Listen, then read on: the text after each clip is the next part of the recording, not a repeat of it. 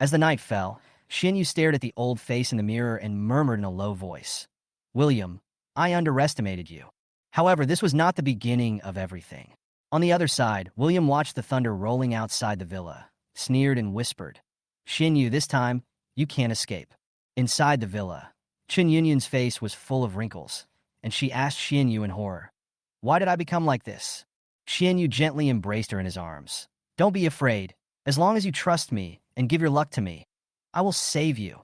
Chun Yunyun hesitated for a moment, struggling in tears, and finally nodded. "Okay, but you have to help me kill William." Just when Yu was secretly proud of himself, the door was slammed open. William, holding a talisman in his hand, with lightning flashing behind him, sneered, "Heaven does not tolerate evil magic. Yu, you deserve to die." The atmosphere in the room suddenly stagnated, and a life-and-death duel began.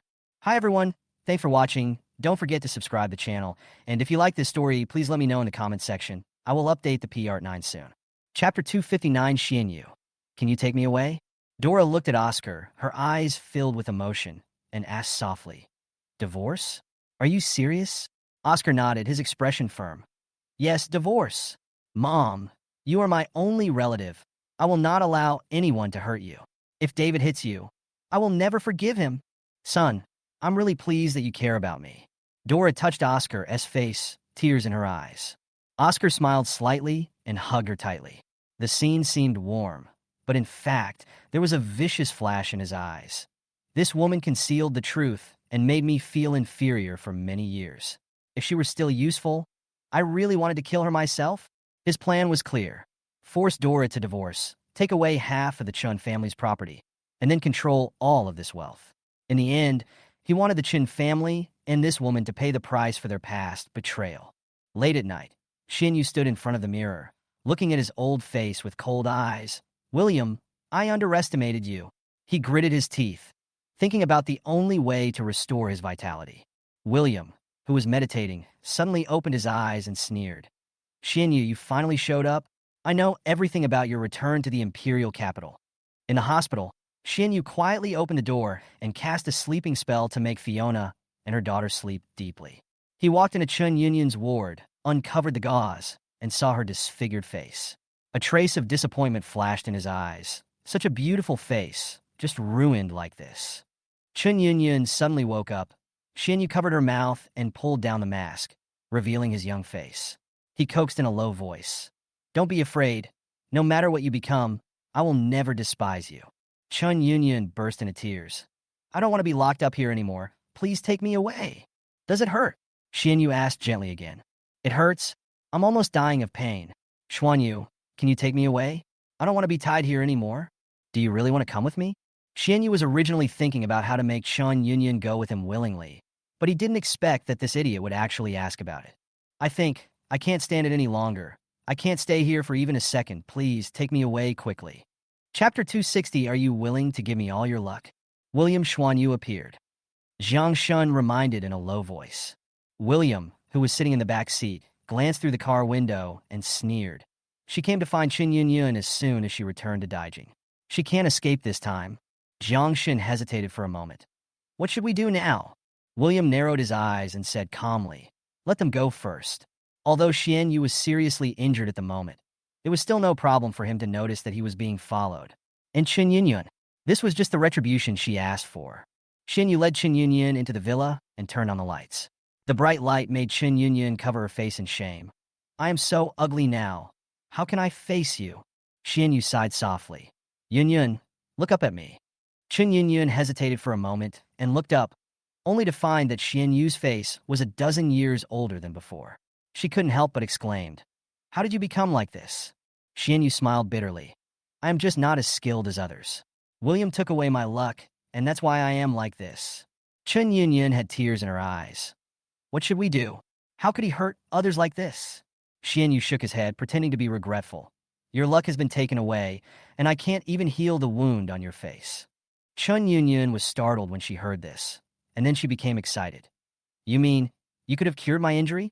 Xianyu nodded solemnly, then took out a knife, cut a wound on his hand, and then stroked it with his fingertips, and the wound disappeared instantly. "If I recover my luck, I can heal your face." Xian Yu's eyes were meaningful. Chun Yunyun's eyes lit up, and then she lowered her head and cried. But what else can we do now? Xian Yu gently held her in his arms. Actually, there is another way. He paused deliberately, his words hidden in seductive affection. Tell me quickly, Chun Yunyun asked anxiously. Are you willing to trust me and give me all your luck? Xian Yu's voice was as gentle as venom. Chun Yunyun was stunned. If I give you all my luck, what will happen to me? You'll be fine. As long as you're by my side, I'll protect you. Xian Yu looked at her affectionately. When I take back our destiny, I'll give it all back to you. Chun Yunyun was silent for a long time, her eyes full of struggle, and finally she nodded firmly. I do, but you have to promise me one thing. Help me kill William and Oscar. Xian Yu showed a secret smile on his face. Okay, I promise you. Xian Yu was very proud. After I got Chun Yunyun's luck, her life and death would be under my control, and she was just a puppet and could be abandoned at any time. Chun Yunyun's eyes sparkled with expectation. I believe you, Xuan Yu. Xian Yu picked her up, walked towards the bedroom, bent down, and kissed her forehead, his eyes filled with the sinister smile of a hunter who had succeeded. Chapter 261 Beauty turns into an old woman. The night was dark. William stood outside the villa, looking up at the black, mysterious force hovering in the sky, with a sneer on his face. Chun Yunyun, you are so stupid that I don't even bother to take a second look. He flipped his wrist, and a talisman emitting golden light emerged. He then chanted in a low voice, The heaven and earth are vast, and righteousness lasts forever. Punish the evil and protect the people. The spell was cast, and the talisman soared into the sky, turning into golden light. Dark clouds quickly gathered over the villa, and thunder rumbled. William threw another talisman, and a gust of wind swept past, and the door of the villa opened with a bang. Inside the house, Xian Yu, who was absorbing Chun Yunyun's luck, suddenly stopped and felt a chill down his spine. His sense of danger had never been so strong. What's wrong? Chun Yunyun opened her eyes, looking confused. Xian Yu did not answer, but pushed open the door and walked out, only to see a dark shadow sitting on the sofa in the living room. Who is it? Xian Yu shouted angrily in a low voice. Old friend. The shadow chuckled and snapped his fingers. The light suddenly came on, and William's figure appeared. William, how did you find this place? Xian Yu's face changed drastically. William did not answer, but pointed out the window leisurely. See how the heaven punishes the evil cultivators. Xian Yu looked in the direction of the sound, and saw thunderclouds rolling over the villa, filled with murderous intent. He broke out in a cold sweat and said with all his might, This is just a coincidence. Heaven will not punish me. She did it voluntarily. Chun Yunyun walked out of the room, wrapped in a sheet at this time. Seeing William, she was furious. William, what do you want to do? William sneered. What else? Come and see how badly you have been hurt. Shut up. Stop talking nonsense. Chun Yunyun shouted, but was stunned by William's words. Don't believe it? Look at your hands. Chun Yunyun looked down and saw her withered hands covered with age spots. She screamed and rushed to the mirror. Seeing her wrinkled face, she broke down and cried. Xian Yu, why did I become like this? Chun Yunyun grabbed Xian Yu and begged, but Xian Yu pushed her away irritably and roared. Shut up. William sneered at the right time. Can't you see? Your luck has been sucked away by him. So he will become younger and younger, while you can only become a dying, useless person. Chun Yunyun trembled all over after hearing this, and she pointed at Xian Yu and burst into tears. You lied to me? You just wanted my luck, right? Xian Yu completely lost control, grabbed Chun Yunyun's neck, and yelled. Bitch, tell Tiandao that you did it voluntarily. Otherwise, we will all be finished. Chun Yunyun burst into tears. I don't know. William's eyes were cold, and he threw a talisman, knocking Xian Yu away fiercely. He walked to Chun Yunyun and sneered. Xian Yu, you should have thought of the consequences of using evil magic to gain luck. Today is the day you die. Chapter 262. She did it voluntarily. Heaven cannot punish me. Xian Yu crawled on the ground, screaming in panic. William smiled coldly and pointed out the window. It's not up to you to decide whether to punish or not. Look, it's about to start. A loud thunder resounded through the sky, and a bolt of lightning as thick as a wrist struck directly down. Xian Yu rolled on the ground in a panic and barely avoided it, his face full of horror. William waved his hand, and a talisman dragged Xian Yu into the yard. and casually set up a barrier to isolate the outside world. Chun Yunyan was so scared that she hurried out, but just happened to see the thunder strike Xianyu. No, I was wrong. William, save me. Xianyu rolled on the ground, screaming, his body burned black by lightning. William watched coldly until Xianyu was almost in despair. Then he slowly spoke. Want to live? Tell Chun Yunyan the truth. Xianyu was stunned, but the thunderclouds above his head pressed down again. William threw out a talisman to temporarily block the thunder. I'm telling you, Chun Yunyan, I lied to you. Xianyu's face was ashen. William never harmed you. I used evil magic to steal your luck. I wanted you to grow old so that I could live on. After hearing this, Chun Yunyan's legs went weak and her face turned pale. Why? Xuanyu, how could you do this to me? William sneered. Keep talking. Xianyu gritted his teeth. And Oscar asked me to deal with William. He said everything, including the plan to seduce you. It was all instigated by him. He lied to you, hurt you. He knew everything. William's eyes were cold. Who sent you and Oscar? Xianyu wanted to speak, but his lips trembled and he couldn't speak. I'm under a curse. I can't speak. William snorted coldly, removed the talisman, and lightning struck again. Xianyu tried to speak forcefully, but he spurted out blood and passed out. The last bolt of lightning mixed with the thunder power and the talisman struck together. The thunderclouds dissipated, and Xianyu died. The night sky returned to silence, and William turned and left. Don't go. Brother Xiaoi, please don't leave me. Chun Yunyan was terrified, and tears streamed down her face. William turned around and smiled coldly. Sister and brother? Are you worthy? He turned around and left resolutely, no matter how Chun Yunyan cried. At the same time, in the Shishan castle, an old man suddenly woke up from his dream and exclaimed, Old Third. Chapter 263, Only William Can Save Me.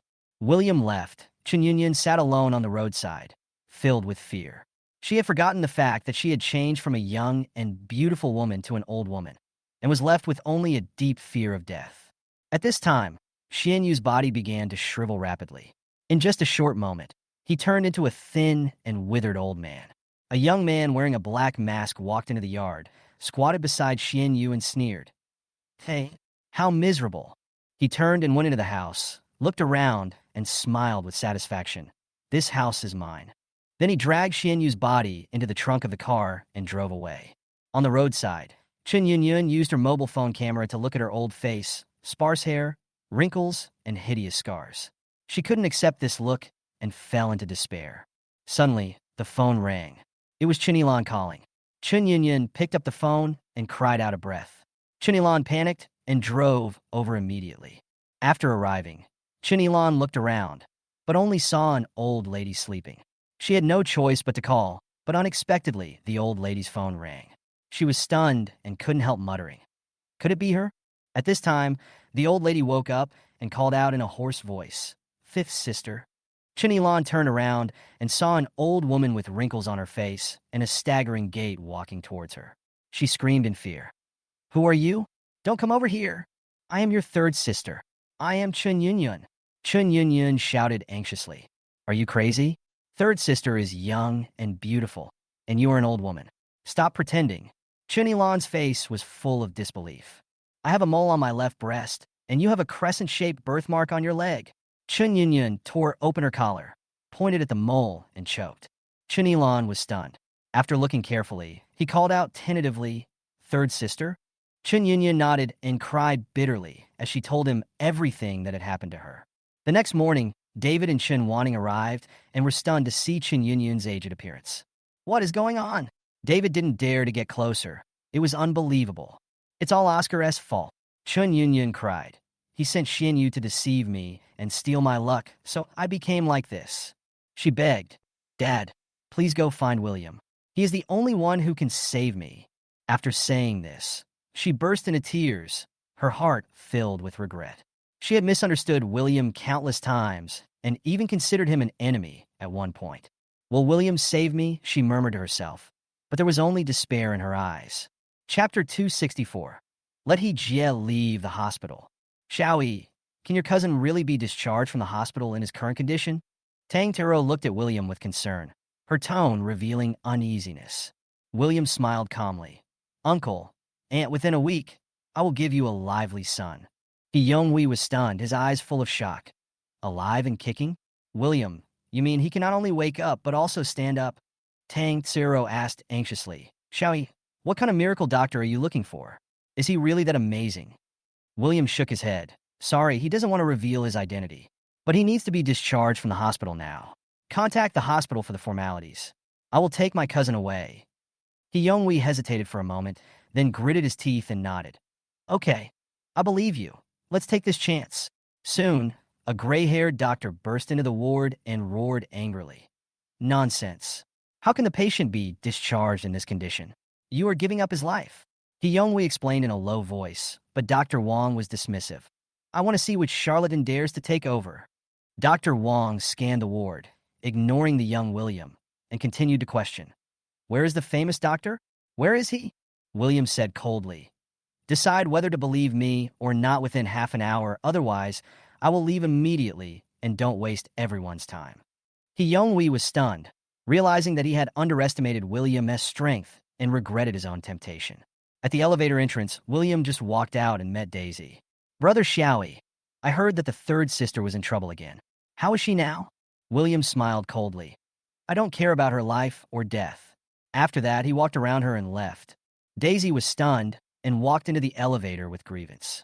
After arriving at the ward, she was stunned by the old Ling Yuan lying on the bed. Dad, this? Third sister?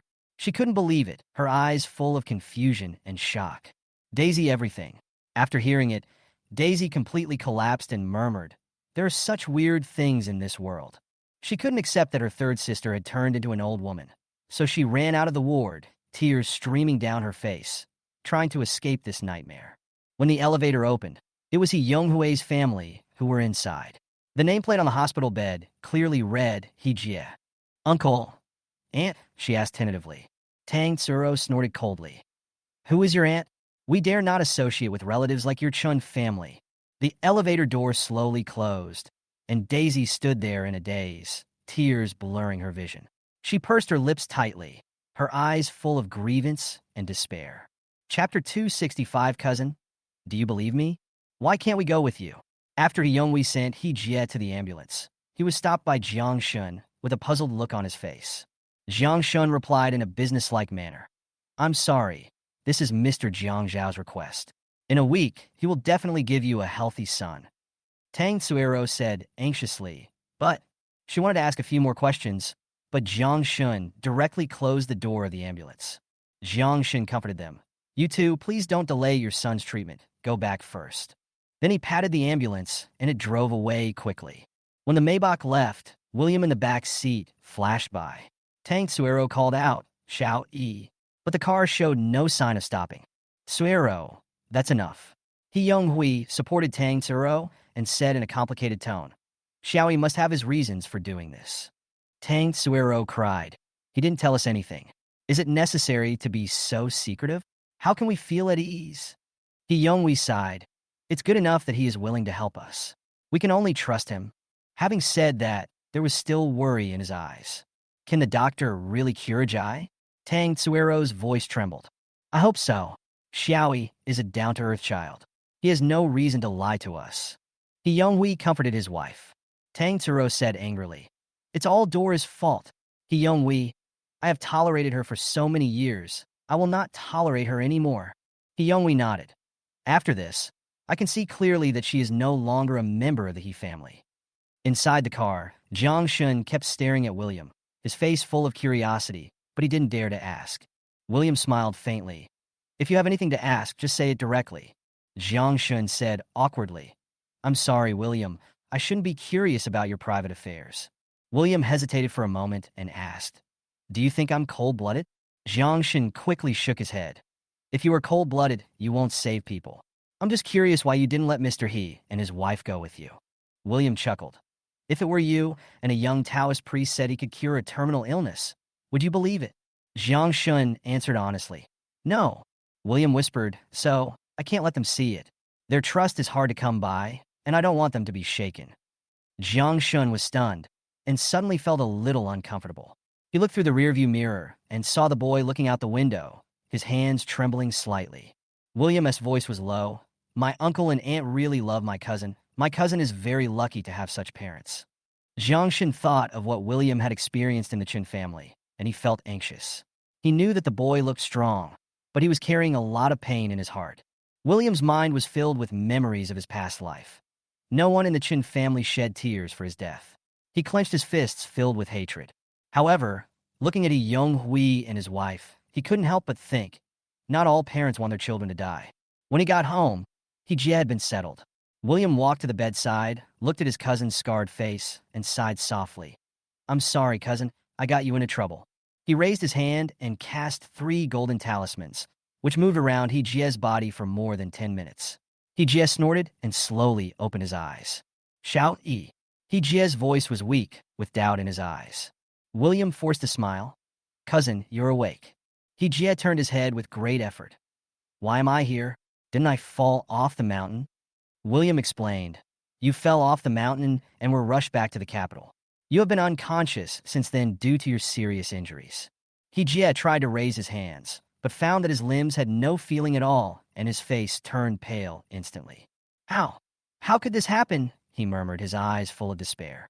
William looked at him and said firmly, Cousin, do you believe me? Chapter 266 Treatment of Hijie. Cousin, do you believe me?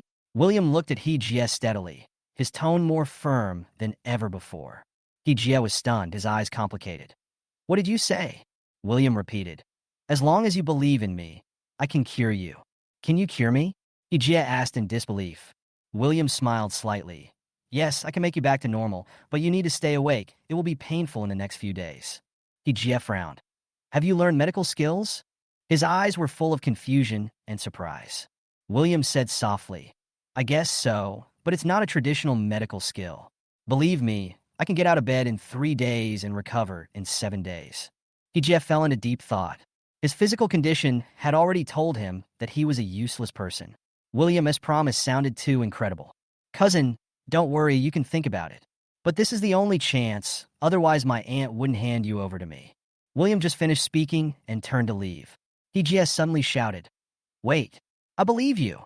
William turned around a little surprised. Don't you need to think about it again? There's no need, Xiaoi. I believe in you. Even if I fail, I won't blame you. Hijie tried hard to smile. Hearing Hijie's unreserved trust, William felt a complex emotion in his heart. He nodded. It will be fine, brother. Then I'll start. As soon as William finished speaking, Hijie suddenly spoke again. Wait a minute. Let me call my uncle first. William frowned slightly. Do you want to leave a will? Hijie smiled. I guess so.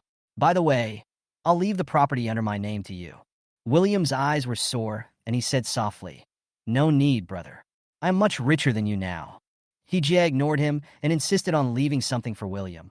You are my brother, and it is only right for an elder brother to be good to his younger brother. William was touched and helpless, so he could only interrupt.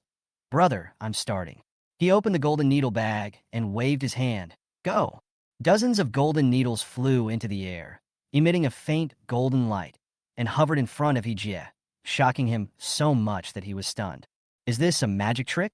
Hijie exclaimed with a hint of nervousness. William did not answer, but chanted in a low voice. The spiritual essence gathers. The meridians are connected in all directions, unblocking the meridians, restoring health and well-being. 9 golden needles quickly fell on Hijie, one of which even pierced into his forehead. Hijie felt a slight sting and a sharp pain in his head. He couldn't help but ask, Where is the golden needle? Where did it go? William continued with the ritual without explaining. The spiritual light shines brightly. The bones are put back in place. The bones and veins are connected. The spiritual power follows. Another 9 golden needles pierced into Hijie's bone marrow, and the pain instantly spread throughout his body. Hijie felt his numb limbs begin to regain some feeling, and looked at William in surprise. Shout, I seem to feel it again. William whispered, That's real, not an illusion. Finally, 9 golden needles fell into Hijie's body, and William whispered the last spell. The spiritual rhythm illuminates, protects the 5 internal organs. The internal organs are strengthened, and the world is healed. William excitedly, his voice trembling. Brother, I really feel pain in my body. Is it real? William smiled calmly. It's true, everything is starting to get better. Chapter 267 Second Sister, Save Me. As he spoke, William flipped his hands, and two stacks of talismans instantly appeared in his palms. He whispered a spell. Surrounded by spiritual energy, all pain will disappear. The light of peace will protect your body, and all suffering will disappear. Peace will last forever. Go! The talisman in the left hand flew towards Hijie, covering his entire body below the neck, emitting a soft golden light. William continued to chant. The spiritual light shines, the vitality surges, the meridians are unblocked, the vital energy surges, the spell for quick healing. The magic power is effective. The talisman in his right hand rose into the air. Countless faint golden rays sprinkled down from the talisman and slowly poured into Hijie's body. He felt the pain all over his body disappear instantly. William explained. The gold needles heal the bones and open up the meridians. The left talisman speeds up recovery, and the right talisman relieves pain. But the pain relief talisman will be less effective tomorrow, so you have to bear with it. Hijie seemed to be in a myth. His eyes were shocked. This is incredible. He nodded solemnly, completely believing William. At the same time, David stormed into the basement, holding a horsewhip, followed only by a few trusted servants, and the atmosphere was grim. "Open the door," he shouted, and the door lock was unlocked. Dora saw the person coming and thought she could get out. "Husband, you finally—" Before she could finish her words, she saw David rushing in angrily with a whip in hand. "David, what are you doing?" Dora stood in front of Oscar, but was whipped to the ground, and her screams echoed in the basement. "You protect this beast. He has caused your daughter's luck to be drained away and her hair to turn white. And you still protect him?" David roared. Dora cried. "Impossible. How could Oscar do such a thing? William must have framed him." She tried her best to defend herself. David whipped Oscar with a whip. "Still pretending to be pitiful? Do you think all the Chin family members are fools?" Oscar rolled on the ground after being beaten. Dora rushed over to protect her son. "Don't hit him. He is your son." David sneered. "I don't have a son as vicious as you." The whip hit him even harder, and Dora was not spared. Oscar was covered in scars and wailed, "Dad, I was wrong. Stop hitting me." His voice was full of pain and humiliation. David was furious. "It hurts? How many times did William get whipped when he was a child? Did he ever cry out in pain? Do you know how painful it is now?" Dora finally couldn't hold on any longer. She let go of her hands and lay on the ground crying. Oscar took the opportunity to try to escape, but was stopped by the bodyguards. At the end of the corridor, Daisy witnessed everything and was horrified. "Dad, stop. You will beat him to death." She tried to stop him, but was stopped by the bodyguard. David looked at her coldly. "I'm cleaning up the house. This heartless thing doesn't deserve to stay in the Chun family." The whip fell again, and the basement was filled with cries and anger. Chapter 268. William can't be allowed to continue jumping around. In the basement of Shishan Castle, the lights were dim. He walked out of the elevator, crossed the corridor, and knocked on the door at the end. "Master, the seventh young master has returned with Miss Jiao Jiao." His tone was low and respectful. The door slowly opened, and an old man in a robe walked out, his gray hair neatly combed and his eyes cold and ruthless. "Dead." The old man's voice was cold and without a trace of emotion. He lowered his head. "Master, I am sorry for your condolences. The body is in the requiem chamber." A trace of sadness flashed in the old man's eyes, and then he nodded coldly. Inside the requiem room, the 5 people were already waiting in silence. The 2 skinny bodies in the middle were as stiff as dead wood, and the atmosphere was depressing. "What have you found out?" the old man asked coldly. Gu Yao, wearing gold-rimmed glasses, spoke politely. "Jiao Jiao was killed by a ghost, and the murderer is William." "William? Chen's biological son?" The old man's tone contained a barely detectable interest. "Yes, father, the ghost should be on him." Gu Yao's voice was low, but it was trembling a little. "Where's the 3rd brother?" The old man turned his gaze to Ling Yuan. Ling Yuan bowed his head and replied, "The 3rd brother died of heaven's punishment. He was probably punished for his greed." The old man snorted coldly. "Who is William as master of the mystical arts?" Gu Yao shook his head. "So far, there is no solid evidence. I only know that Cheng Fu once called him master." As soon as he finished speaking, a black talisman flashed by, and Gu Yao was blown away, with blood gushing out. The old man said coldly, "If you can't find out, go and accompany your sister." Gu Yao knelt on the ground, holding his chest with his hands, and answered tremblingly, "Yes, father." His face was as pale as paper, and he dared not look up again. "How is Oscar's case?" the old man asked Ling Yuan. Ling Yuan said in a deep voice. He was almost isolated in the Chun family, and was even beaten severely with a belt by David. Hearing this, the old man exuded a powerful aura and shouted angrily, "A bunch of losers! You can't even suppress William!" Everyone knelt on the ground. Even the eldest son in the wheelchair struggled to kneel down. Gu Yao reported in a low voice, "Father, there is one more thing. The curse that my fifth brother cast on Jotai was probably broken by William." The old man frowned. "William can also break the curse?" Gu Yao nodded. "The Zhou family is now respectful to him. 9 out of 10 times it is him." At this moment, the old man suddenly heard a weak cry in his ears. "Father, save me." His face changed suddenly, and he hurried away. In the hall, an extremely old man fell to the ground. It was the old man's fourth son, Gu Chongyang. The old man shouted angrily, "Did you do what happened in Yao village?" Gu Chongyang nodded weakly. Gu Yao added, "Father, all the arrangements of Yao village have been completely destroyed by William." The old man's eyes were filled with murderous intent.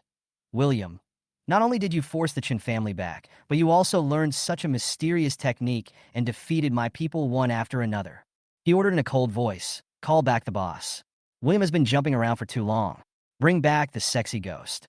He can't take away my things." Chapter 269, What's the point of living for so many years? Seventh brother, why are you waiting for me here? Is there something wrong?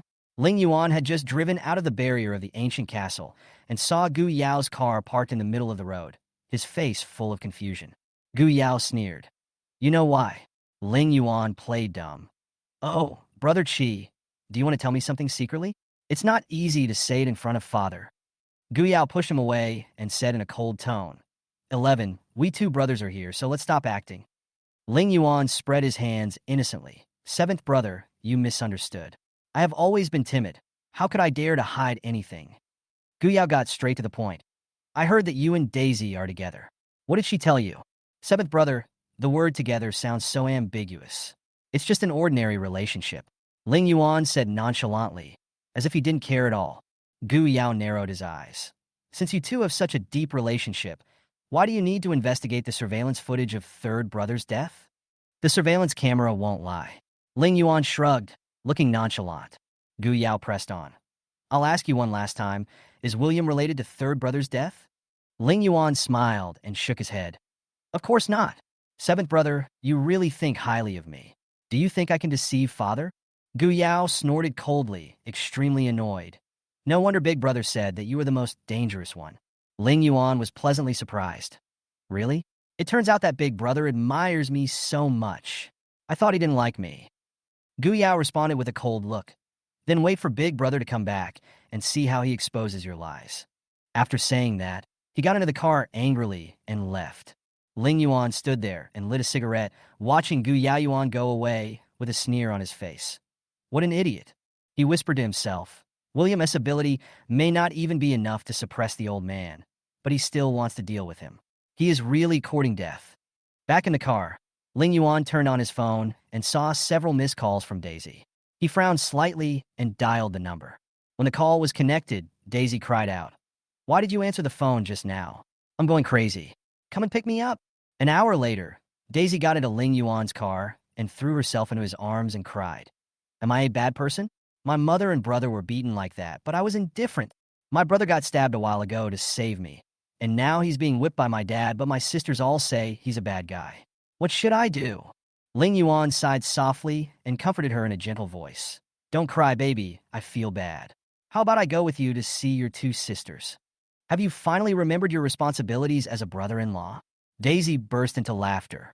"Third sister has been in a bad mood recently. You have to comfort her."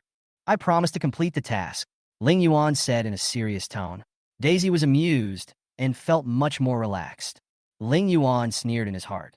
She doesn't really care about her brother and mother. What she wants is to maintain her kind image. The more such a person is, the easier it is to control him. A hint of coldness flashed across Ling Yuan's eyes. Chapter 270, You Want Me to Forgive Oscar? Fifth sister, seventh sister. This is my boyfriend, Ling Yuan. Daisy held Ling Yuan's arm. her face blushing with shyness. Ling Yuan is a psychologist. I brought him here specially to help my third sister deal with her emotions. She looked proud. Jeff forced a smile at William. Xiao Yi, don't worry, I can handle it. Go and have a rest first. William nodded, took a shower, turned on his computer, and logged into the dark web, but was disappointed that he did not receive the message he wanted. He whispered, "Am I not good enough?" Since his rebirth, he has frequently accepted tasks on the dark web just to make a name for himself. Although he ranks second in the hacker rankings on the dark web, he has not yet surpassed the #1 Matrix ghost.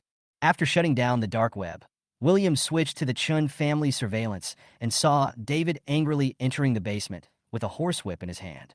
Then he saw Daisy running out of the door crying, getting into a black car, and hugging the people inside the car tightly. William's face darkened instantly. Ling Yuan, it's you. At the same time, Ling Yuan faced Chun Yunyun, who looked dazed alone. How did Xinyu die? He was struck by lightning. Chun Yunyun answered mechanically with dull eyes. Was there anyone else that day? Ling Yuan smiled softly and snapped his fingers. Wake up. Chun Yunyun came back to her senses, her eyes confused. You are my second sister's boyfriend? Yes, Ling Yuan smiled. I hope you feel better now. When he left the ward, a sneer appeared on his lips, and he had quietly erased Chun Yunyun's key memory of William. On the other side, Daisy was persuading Chun Lang. Fourth sister, please forgive your brother. He and Mom were beaten badly by Dad in the basement. Chun Lang stared at her and suddenly sneered. Second sister, you were so kind. But do you know? We can't go back to the past. I became disabled, and my third sister became a disfigured old lady. How can we live with this kind of happiness? Chapter 271, I have a better idea. Of course, fourth sister. Daisy's face was filled with determination. As long as you are willing to let go of your hatred, you can definitely do it. Daisy's face seriously, trying to find any evidence that she was joking. Unfortunately, Daisy is serious. Chun Lang laughed again. For a moment, she really wanted to ask Daisy why she didn't show this kindness to William when he was in the Chun family. But when the words came to her lips, she suddenly didn't want to ask anymore. Why would you want to wake up a Madonna who is pretending to be asleep? Second sister, I know what you mean. Daisy looked at her anxiously. So, are you willing to let go of the hatred in your heart and start a new life? Chun Lang didn't say anything. Daisy continued, Fourth sister, actually I am telling you all this today because of Dad. For Dad? Chun Lang became interested. Daisy nodded. Dad hates Mom and brother Oscar because of what happened between you and my third sister. If they are locked up in there all the time, without food or water, and are whipped from time to time, if something happens to them one day, Dad will be held legally responsible, so I want this matter to end quickly. Having said this, her expression became a little lost. Our family can't stand any more storms. You don't want to watch your father being taken away by the police, right? Chun Lang listened to Daisy's words and suddenly realized something.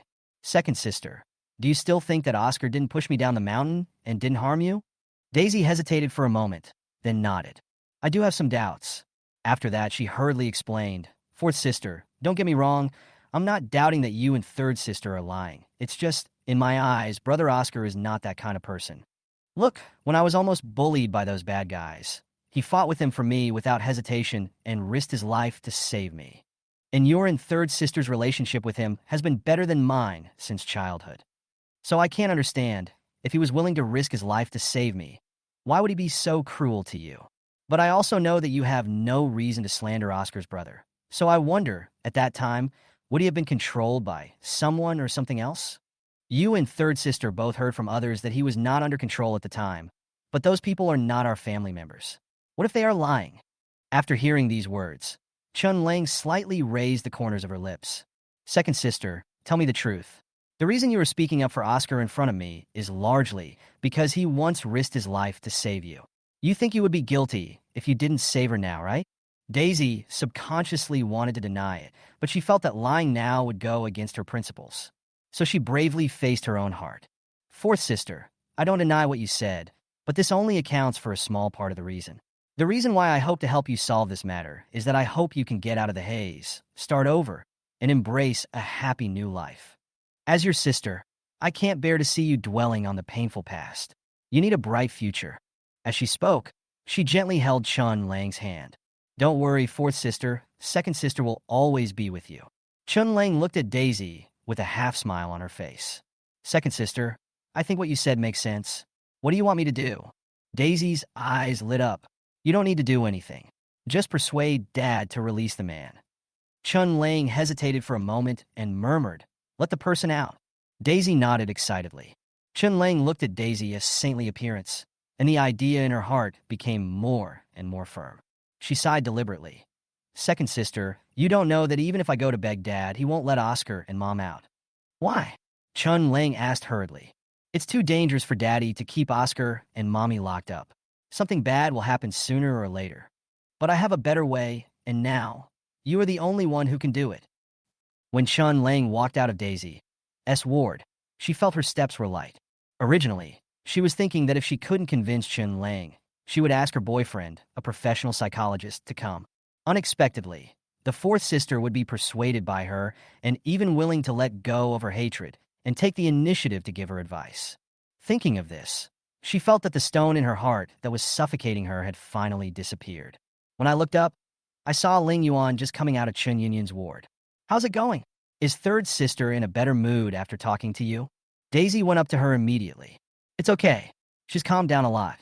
Based on my professional judgment, she's no longer at risk of committing suicide or falling into mania," Ling Yuan replied. "Ah, baby, you are so great." Daisy held Ling Yuan's face and kissed him several times with joy. "Hey, be careful." Seeing Daisy was about to fall, Ling Yuan put his arm around her waist and gently reminded her.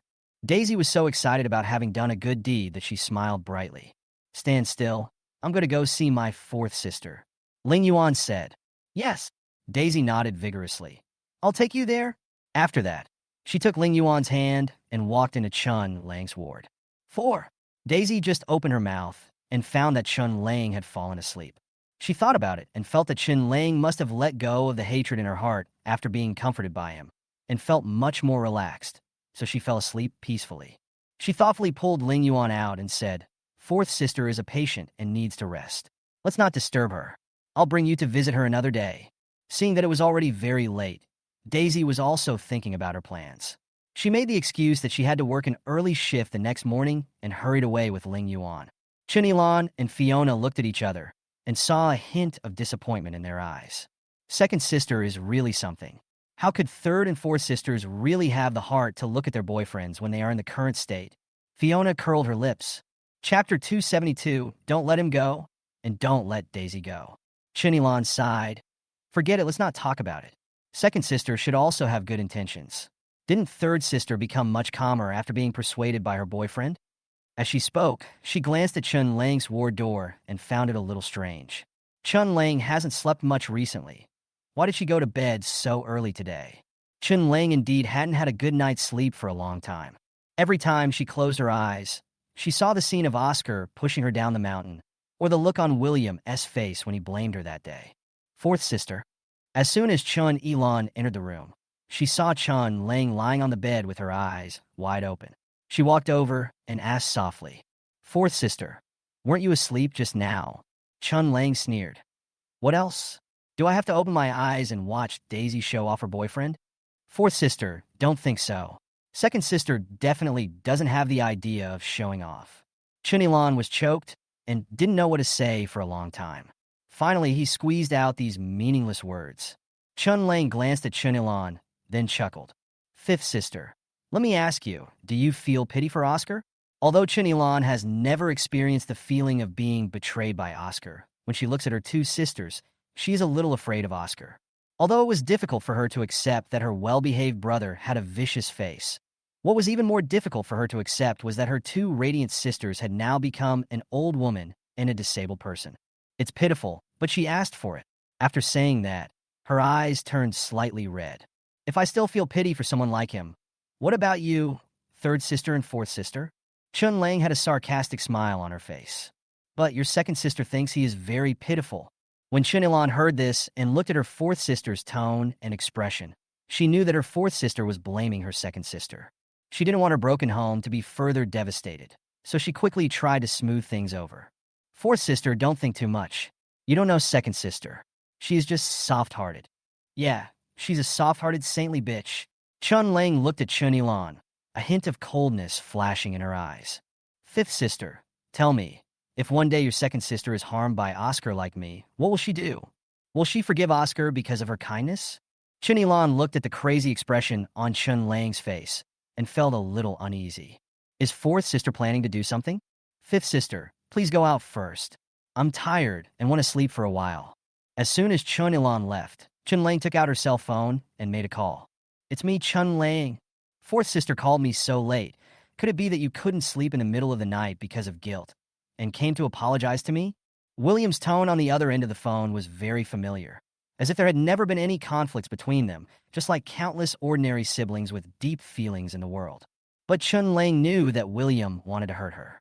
When she was still full of life, he never called her fourth sister. Now, she has become a penniless, notorious loser, while he has become a rising star in the gaming circle with a bright future.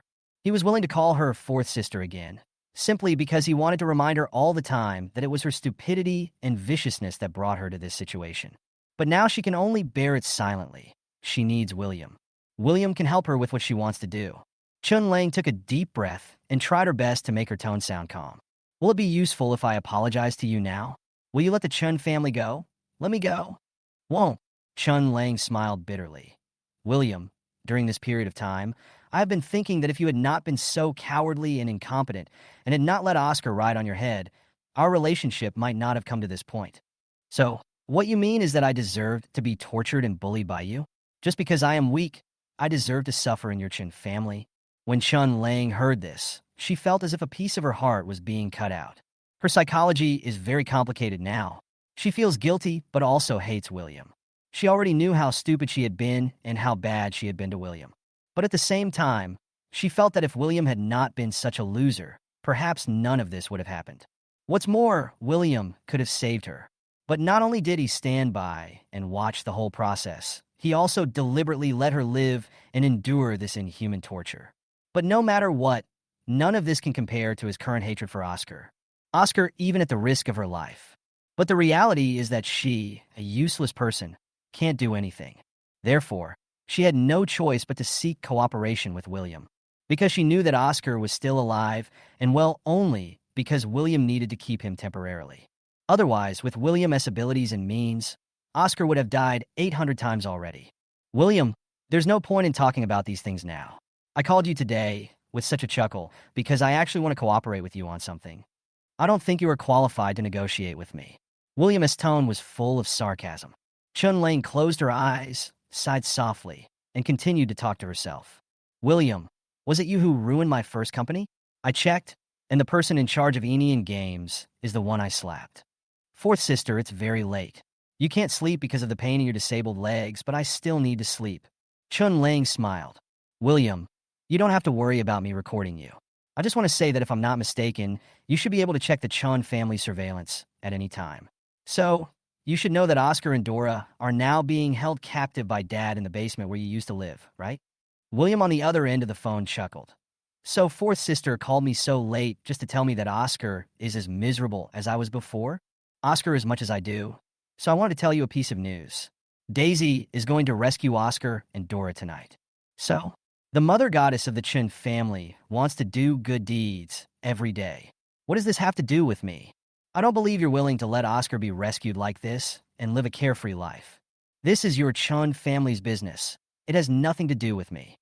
William paused, as if he remembered something, and continued. Besides, David has now skinned the mother and son and has hired professional bodyguards to watch over them. Do you think Daisy can successfully rescue them with her brain? Although William seemed to have only said a few insults to Daisy, Chun Lang knew that the purpose of her call had been achieved. Don't worry. I've already made arrangements. I will make sure Oscar can successfully take the person away tonight. William, don't let him go, and don't let Daisy go. After hearing this, William was silent for a moment, and finally hung up the phone without saying anything. Daisy was not angry, but instead had a confident smile on her face. As long as William takes action, Daisy will soon feel betrayed by Oscar. And Oscar, that beast, has no hope of having an easy life either. Thinking of this, she unconsciously clenched her phone, her knuckles turning white. His eyes were full of madness. Under the moonlight, it looks particularly creepy. The other side. After William put down his phone, he smiled sarcastically. It's really a dog-eat-dog show. These people from the Chin family will never let us down.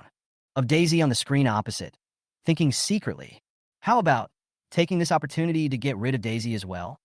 Chapter 273 Rescue. What's wrong? Are you in such a good mood all of a sudden? Ling Yuan saw Daisy smiling all the time after she came out of the ward, and even started humming a song after getting in the car. He asked with a puzzled look on his face.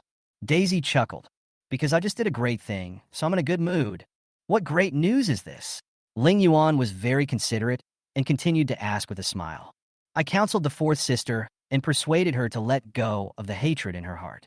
She has now forgiven Oscar and her mother and is starting to forget the past and embrace a new life. What did you say? Ling Yuan couldn't believe what he heard. You asked your fourth sister to forgive Oscar and your mother? Yeah, Daisy pinched his face proudly. Dr. Ling, I feel like I have the talent to be a psychologist. You have to work hard or I'll take your job. No way. Your fourth sister can even forgive something like this? Ling Yuan was filled with shock.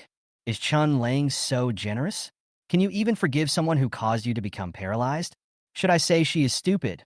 Or should I say Oscar disguised himself too well in the past? Even though he sent Chun Lang to the gates of hell and broke both of her legs, she chose to forgive him? No matter how Ling Yuan thought about it, he felt something was wrong.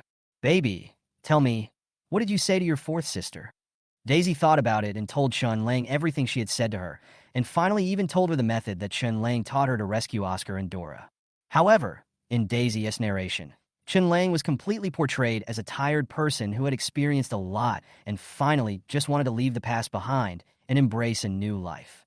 After that, she asked again, Baby, what do you think of this method that fourth sister taught me?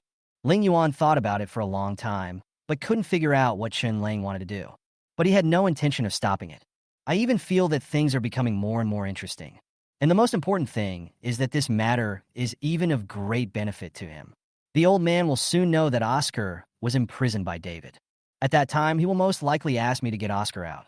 Instead of doing it myself, it is better to let the idiot Daisy do it. Save trouble. It's great. The baby is the best. He can resolve such a big conflict. He raised his hand and rubbed Daisy's head. Daisy was even happier. Then take me home quickly. I have to go home and prepare my rescue plan. I'm sorry, Miss Second. The chairman said you can't go in. Daisy was carrying a bunch of food and drinks and was stopped by the bodyguard as soon as she walked to the door of the basement. Daisy smiled. Don't worry. I know you are also working, and I won't do anything to embarrass you. I'm just worried that my mother is old and can't take it, so I came here to bring her some food. My dad is just angry now, so he locked my mom up, but he definitely doesn't want to kill her, right? After all, if someone dies, it will be a serious matter. After hearing this, the two looked at each other. Okay then, but miss, you can only leave the food here, and we will help you bring it in later. Daisy breathed a sigh of relief. Thank you for your hard work, brothers. By the way, I also cooked 2 bowls of ginseng soup for you. I also put them here. Remember to drink it while it's hot. This basement is too cold. You've been staying here all day. It's not good for your health. Drink some ginseng soup to warm yourself up. Okay, thank you, Miss Second. Daisy got a positive answer, and then turned and left. However, she stopped when she reached the corner, and quietly watched the two of them first check whether there were any prohibited items in the food as David had indicated, and then delivered the food in. She also watched the 2 bodyguards drink the ginseng soup before she left with peace of mind. In fact, Dora and Oscar, mother and son, were not hungry during these days, and David was a rational person, and he would not dare to starve them to death. So 3 meals a day will be delivered, but they are all simple meals. This is also a great torture for Dora and her son, who have been eating delicacies from land and sea all year round. When the two saw the food Daisy brought in, they were so excited that tears came to their eyes. He violently ripped open the package and started eating without restraint. Hey, what is this? Dora was halfway through her meal when she suddenly saw a ball of paper hidden inside a steamed egg. Oscar was stunned for a moment, then remembered that the person who sent the gift was Daisy. He immediately realized something, snatched the paper ball, and took a look at it, only to see a sentence written on it. Get you out tonight. It's late at night. The huge villa was filled with silence. Daisy quietly walked out of the room and tiptoed to the basement. She leaned over to take a look and saw that the 2 bodyguards were already asleep, which made her feel happy. But just in case, she deliberately threw a small stone she had picked up from a potted plant on the road onto the ground. The small stone made a crisp sound when it fell to the ground, which was very obvious in the silent corridor. But the two bodyguards still had their heads down, as if they were fast asleep. Daisy chuckled. Fourth sister is worthy of running her own company. She is smart, and even prepared sleeping pills for me. She walked out from the darkness, quickly went to the door of the basement, turned on the flashlight on her mobile phone, and shone it around. Seeing that the ginseng soup with sleeping pills in it had been drunk up, she felt relieved. Soon, she found the key that the bodyguard had placed in his coat pocket, quickly took it out and unlocked it. "Mom, my second sister is here." Oscar excitedly woke up Dora, who was dozing off. Dora sat up with a start. "Your second sister is here?" "It should be." Oscar stood up from the bed and looked at the door with shining eyes. After a few seconds, the door opened. Daisy's figure appeared in front of the two. Both of them had tears in their eyes instantly, and they went forward to hug Daisy. "Meng Meng, it's really you. Second sister, you finally came to save me. I knew you wouldn't just watch me and Mom suffer."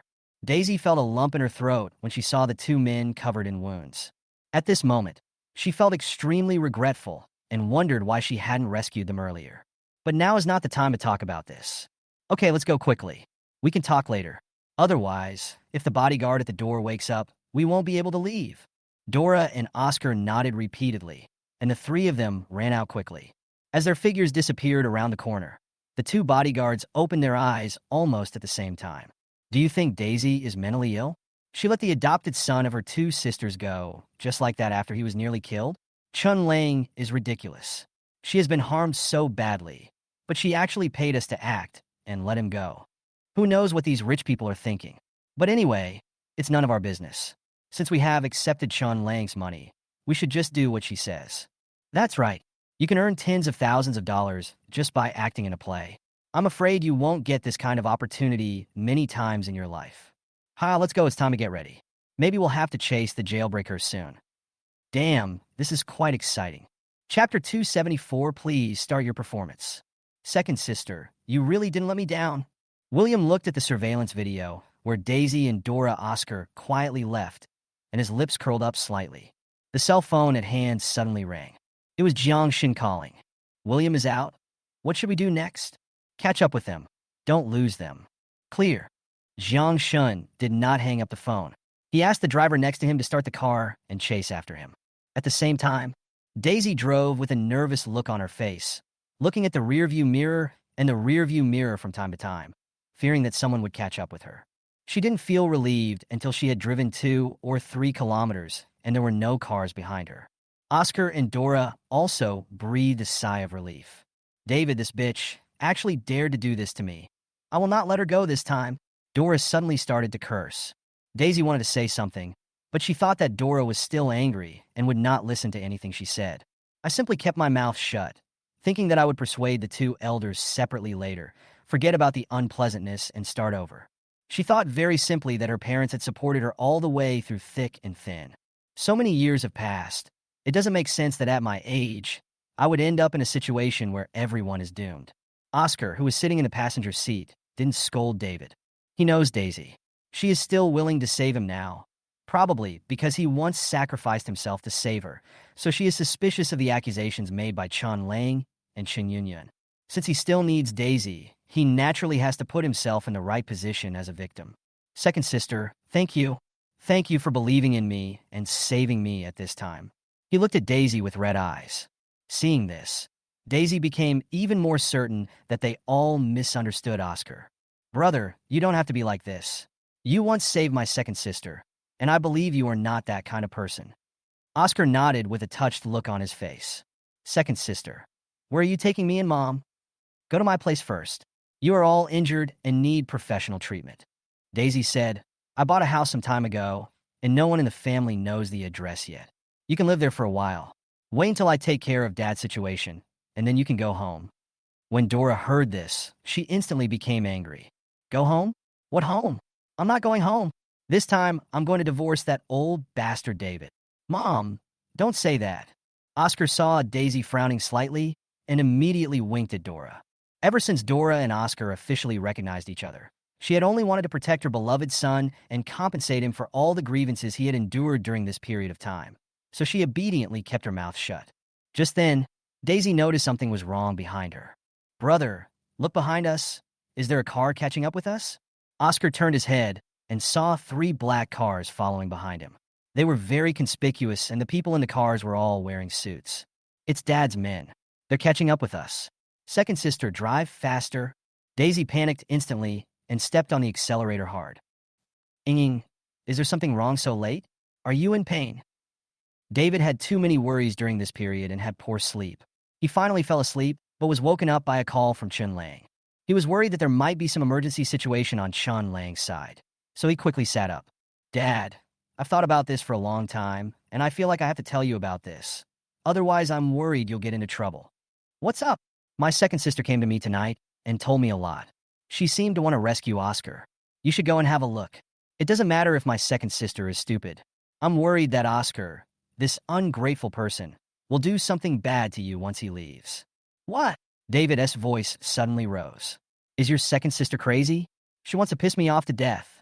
At this moment, she still feels sorry for that beast. Dad, please go and have a look. I'm not sure. Maybe I misunderstood. David quickly threw back the quilt, put on a coat, and hurried over. As soon as he went downstairs, he saw the panicked bodyguard.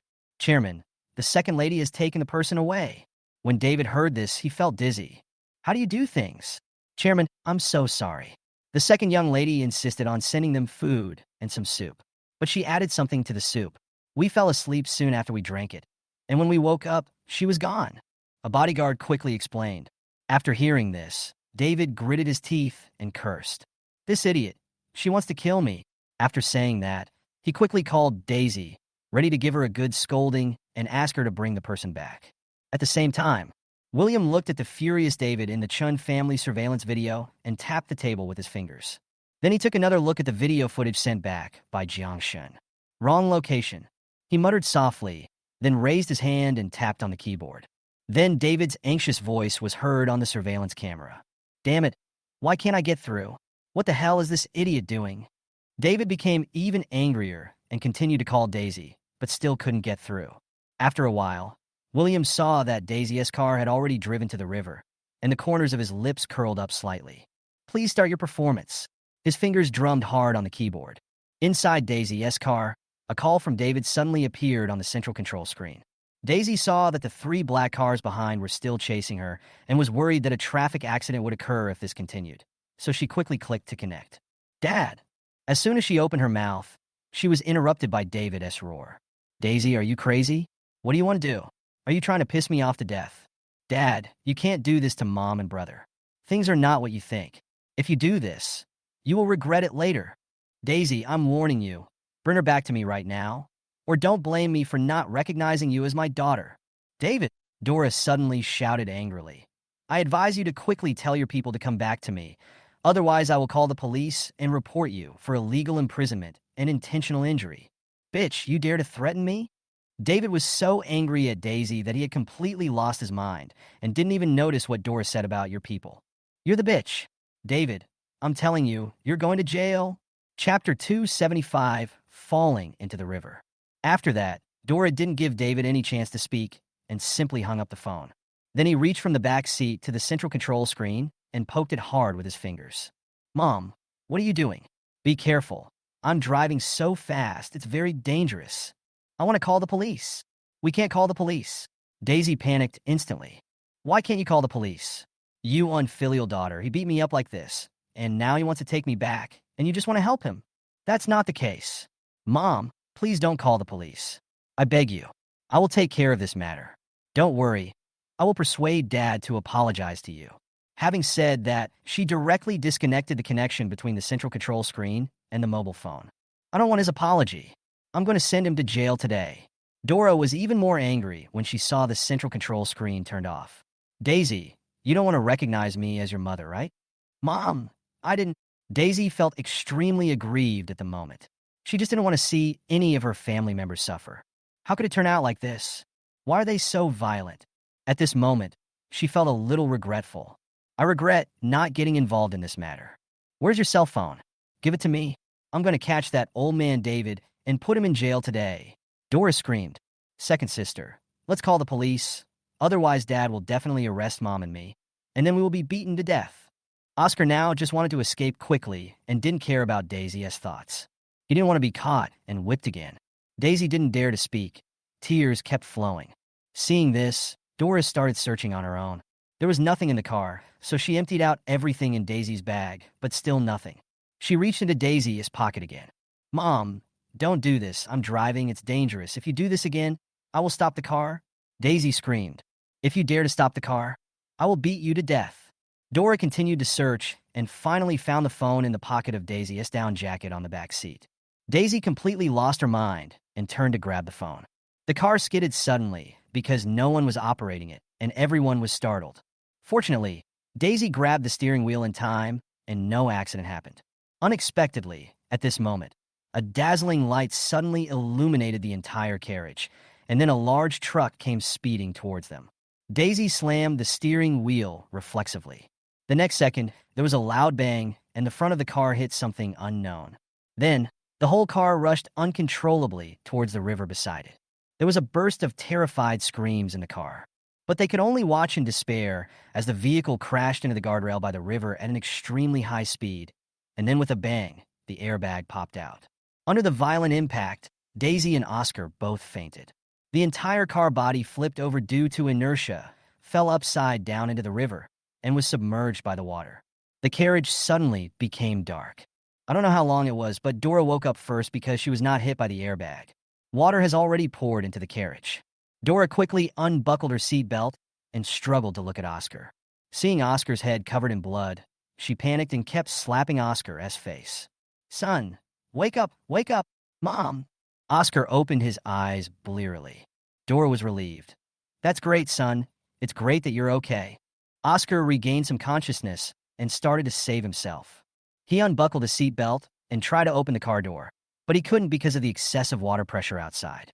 As more and more water poured into the car, he became more and more panicked.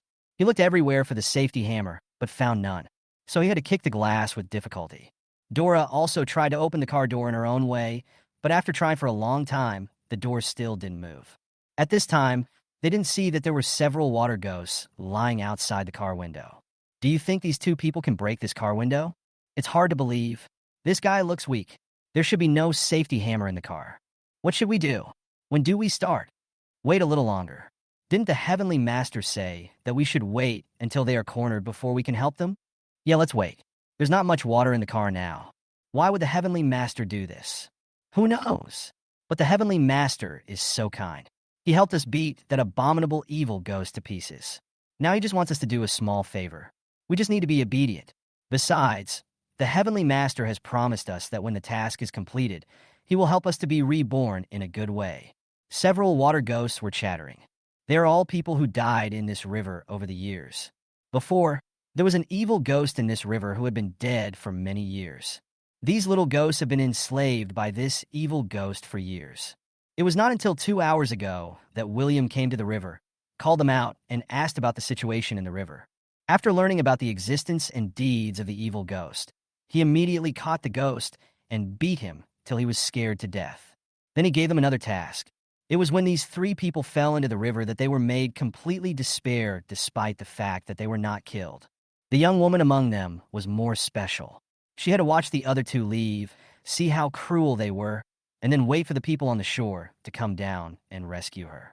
Although they didn't understand why William did this, at this moment, William's words were like an imperial decree in their eyes, and they had to do it.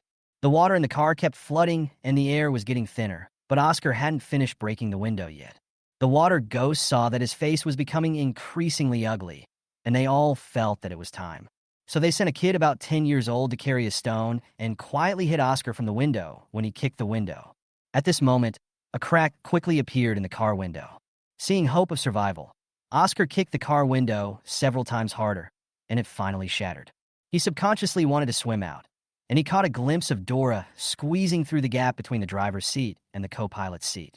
Thinking that the biggest danger had been resolved in his future plans, he turned around and pulled Dora, sending her out first. Then he looked at Daisy and saw that she was still asleep. He knew she was beyond saving and ignored her. The water ghosts were very surprised when they saw this. As expected, he is the Heavenly Master. Even things like this can be calculated. Chapter 276 Daisy is ruined. An older water ghost saw that the time was almost right, controlled the water plants to get into the car, and woke Daisy up. When Daisy woke up and saw water all around her, she panicked instantly. She unbuckled her seatbelt and tried to get out. But for some reason, her feet just couldn't move. She didn't know she was trapped by the water plants. She just thought her body was stuck by something. She was anxious to speak, but as soon as she opened her mouth, all the water poured into her mouth. At this time, Dora was about to crawl out, so she quickly grabbed Dora. Dora turned her head and looked at her, with a hint of struggle in her eyes, but when she saw her pointing at her body, she immediately realized that she must be stuck. The current situation is a race against death. So, she turned around without hesitation and got out of the car window. Daisy panicked and quickly grabbed Oscar, pointing to her feet. Oscar has reached his limit now. He doesn't care about her at all and follows Dora out. Daisy then realized that he was not going to save him. The feeling of suffocation made her almost desperate. She tried hard to pull her legs out, but they didn't move at all. She seemed to see death coming towards him. Seeing that Oscar was about to go out, she quickly grabbed Oscar's ankle. Oscar kicked twice but failed to get the door open. He turned his head and gave her an angry look. Brother, save me." She endured the discomfort of choking on water and spoke with difficulty. The older water ghost also realized that Daisy was in dire straits and let go of the water plants. Daisy was finally able to move and quickly tried to swim out by grabbing Oscar's strength. Unexpectedly, Oscar suddenly got angry and kicked her hand with a foot that was not caught. Daisy felt the pain and loosened her grip slightly. Oscar's face was full of cruelty and he kicked him twice more. Daisy's wrist was stabbed directly into the remaining glass of the car door. A sharp pain came over her, blood gushed out, and she felt that everything in front of her eyes turned bright red in an instant. His hands were completely exhausted and he let go of Oscar's ankles. Oscar and Dora swim upwards in despair, her consciousness becoming increasingly blurred. At this moment, she finally understood. What the third and fourth sister said was true. Oscar is a venomous snake in human skin. How could he be so cruel? She had obviously put herself in this danger for him. Why could he just leave like this without any guilt? She really regretted it. I regretted meddling in other people's business and wanted to rescue Oscar. But there is no regret medicine in the world that she can take. She can only sleep here forever with her resentment. What hurt her the most was that her mother, her biological mother, didn't even look at her from beginning to end. Are they really mother and daughter? How can people be so bad? She watched helplessly as her loved ones left her in darkness forever and struggled to swim towards the light. Finally, she felt she could not hold on any longer and slowly closed her eyes. At this moment, a strange man was swimming towards him quickly.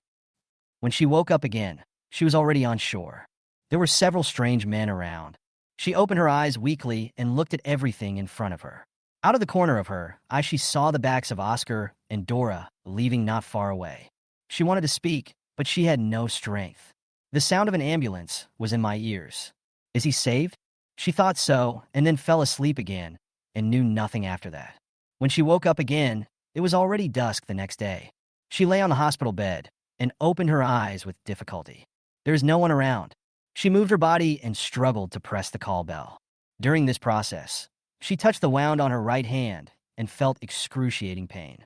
The image of her right hand piercing the glass and blood gushing out suddenly flashed through her mind. She moved her right hand tentatively, only to find that she had no control over her fingers at all. She suddenly realized something and quickly pressed the call bell a few more times. Doctors and nurses came running over. "Are you awake? How do you feel?" the doctor asked. Daisy didn't answer, but asked, "My hand, what happened to my hand?" The doctor sighed and said, "I'm sorry. We tried our best. The nerves in your right hand are almost completely severed. This is the best we can do. The nerve is broken." Daisy was struck by lightning. She is a doctor herself, so she knows what this means. "Doesn't that mean I can't hold a scalpel anymore?" The doctor couldn't bear to say anything more and had to remain silent. Upwison. Daisy couldn't accept this reality. "Doctor, you're lying to me, right? Are you kidding me? It can't be that serious. I'm the best oncologist in the country. I've saved so many people. God won't do this to me. No. Tell me, you are kidding me, right? Miss Chun, please calm down. How can you ask me to stay calm? You quack, isn't that you? Are you jealous of my medical skills and deliberately made a mistake during the operation, cutting off my nerves? I'm going to sue you. You have to compensate me for my hand. You have to compensate me for my hand." Daisy became more and more excited as she spoke, and finally completely lost her mind. She got off the bed, grabbed the doctor's collar, and shouted angrily, "Miss Chun, please calm down. I understand how you feel right now, but this is no reason for you to slander me. If you continue like this, I will call security." After saying that, he winked at the nurse beside him. The nurse quickly picked up the intercom nearby and called security. "You scream. I'm going to call the police. I'm going to call the police to arrest all of you. You ruined my hands. Do you know how valuable my hands are?" Daisy's pale face was completely distorted. With her scarlet eyes, she looked like a madman. The doctor was a man. He originally thought that Daisy was a patient and didn't want to hurt her, so he endured it. Seeing that Daisy was already showing signs of attacking, he could only pull her hand away in order to protect himself. At this time, several other male doctors rushed in and held Daisy down together. On the one hand, I was afraid that she would hurt others in her excitement, and on the other hand, I was afraid that she would hurt herself. Daisy struggled for a while, but found that she could not get free at all. She had exhausted all her strength, felt completely exhausted, and started crying. "Oh, my hand. My hand is ruined. Bad guys, you are all bad guys. I hate you." A moment later, a nurse came running in with an injection of sedative in her hand.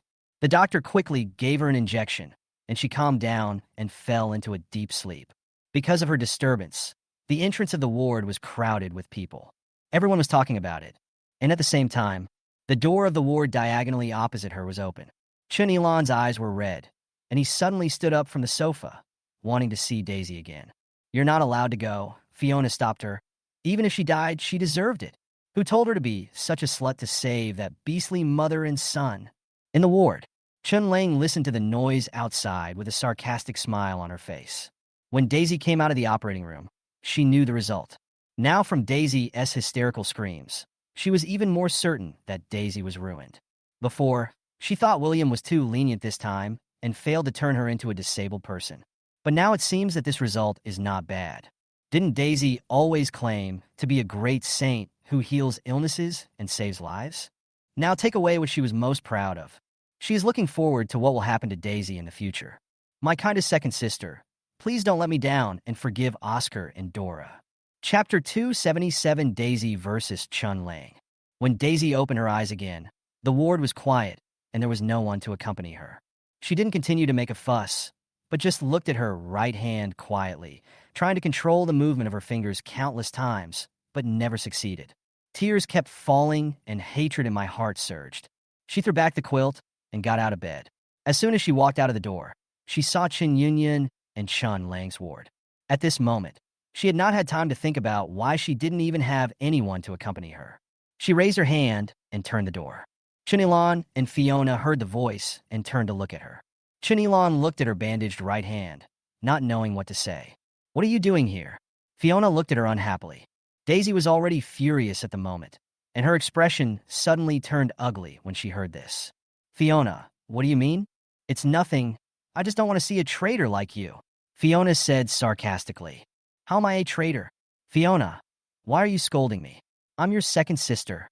"Second sister?" Fiona sneered. "Daisy, the last time you told Dora and Oscar the address of William's brother, I stopped recognizing you as my sister. Now that the third and fourth sisters have been harmed by Oscar as our biological sister, you didn't help them get revenge, and you even helped the two of them escape. If you're not a traitor, what are you? How dare you act like your second sister? Do you have any shame? Fiona, are you still a human being?" Daisy was so angry that she was shaking all over. "I'm injured like this, and you still say this to me? You deserve to be injured like this," Fiona said indifferently. Daisy stared at Fiona, wanting to say something, but opened her mouth and couldn't say anything. Then she looked at Chun Lan. "Fifth sister, lend me your phone. I want to call the police." "Second sister." Chun Lang's voice suddenly rang out. "Can you come over here for a moment?"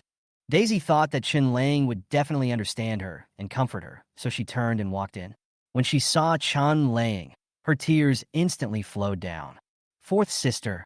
Chun Lang had a faint smile on her face. "Second sister, what happened?" Fourth sister, my arm is broken. I may never be able to hold a scalpel again." "That's such a pity." Chun Lang sighed softly, but her expression did not show any regret. She seemed to suddenly remember something and continued. "By the way, I just heard you say that you want to call the police?" Daisy didn't hear the sarcasm in Chun Lang's tone and nodded with tears in her eyes. I'm going to call the police. It's Oscar. He destroyed my hand. Why are you doing this? Chun Lang said calmly. It's not a big deal. We are all family. Why do we have to call the police? Let the past be the past. The most important thing for you now is to quickly get over the painful past. Only then can you embrace a bright future. Why? Daisy suddenly became agitated. Oscar, Dora, and those two bitches have hurt me to this point. Why should I forgive them? I must send them to jail and make them pay a heavy price. As she spoke, Daisy suddenly realized something and looked at Chun Lang with a stern look in her eyes. Are you gloating? Finally you understood? Chun Lang said with a half smile. Do these words sound familiar? Last night you sat in front of me comfortably, looking at a useless person like me, and tried your best to persuade me to forgive Oscar and be a kinder person. What? My kind-hearted second sister. Now that I've only crippled one of your hands, you can't be kind anymore? Daisy's chest heaved violently, and in a flash, a guess suddenly popped up in her mind. It was you. Did you deliberately ask me to save Oscar? You were obsessed with saving your good brother, weren't you? Why are you blaming me for this now? It's you. It was you who gave me the advice and asked me to rescue Oscar. Did you expect this day to happen and wait to see my performance? So what? Chun Lang put away her smile. Don't you believe in Oscar? So what? Now that you've seen his true face, how do you feel? Daisy, aren't you kind and forgiving? Now I've given you a chance to be a saint. Why don't you cherish it? Why call the police? Be generous and forget this painful past and embrace a bright future. Daisy stared at Chun Lang. Her eyes seemed to be able to spit fire. Chun Lang, you bitch, you plotted against me? I'll kill you. As she spoke, she rushed towards Chun Lang, stretched out her hands, and tried to strangle her to death. But she forgot that her right hand couldn't exert any strength at all at this moment. A sharp pain came over her, and her right hand suddenly lost its strength. But soon she was overwhelmed by anger again. Her hand was ruined anyway. This life is ruined. None of these bad guys can be let off. She endured the pain and continued to pinch Chun Lang's neck. Chun Lang grinned and said, Daisy, do you want to kill me? Where is your kindness? Where is your generosity? Chun Lang and Fiona, who were outside the door, heard the sound and rushed in. Seeing Daisy strangling Chun Lang's neck, the two were terrified and hurried forward to pull Daisy away. But Daisy was furious at this time, and she grabbed her hair with both hands and held it tightly. Bitch, I'm going to kill you. I'm going to kill you. Chun Lang felt a sharp pain on her scalp. Seeing that she was about to be pulled off the bed, she aimed at Daisy's right hand and reached out to scratch her wrist hard. Daisy screamed, and the originally white bandage instantly turned bright red. The severe pain caused Daisy to hold her wrist, fall to the ground, and wailing continuously. Chun Lang propped herself up and lay down again, tidied her hair as usual, then glanced at Daisy indifferently. A cruel smile appeared at the corner of her lips, turned around, picked up the phone beside her, and dialed a number. Hello, there's a madman beating people up here. Please call some security guards over. Soon, several security guards came and took Daisy away. Daisy cried and cursed. Chun Lang, you bitch, you will die a miserable death. I won't let you go. Just wait for me. Chapter 278, William's Plan. It's causing a commotion so soon. William had just finished giving He-Jie treatment today and walked out of the room when he heard Jiangshan talking about Chun Lang and Daisy. Yes, William made quite a scene. When Daisy was dragged out, the bandage on her hand was already stained with blood. It looked like the wound had split open. I thought Daisy would be in a state of disarray for a few days before going crazy, but I didn't expect it to happen so soon. William smiled and said, If that's the case, I'll send some things over to make her go even crazier. By the way, your men were not involved in this incident, right? Don't worry. According to what you said, we just happened to pass by after the team building. The car chase was just something they imagined. Our people bravely saved people and will not be dragged into this. When Jiang Shun said this, he looked very calm on the surface, but my heart was already in turmoil. He really couldn't understand how William, at such a young age, could let everything go according to his plan when there could be countless unexpected events. Did he figure all this out? William actually didn't care about anything at all. He just knew everyone in the Chun family well enough. From the moment he decided to use this incident to deal with Daisy, he had a complete plan in mind. After Daisy rescued the people, she had two choices. The first option is to settle them in a place unknown to the Chun family.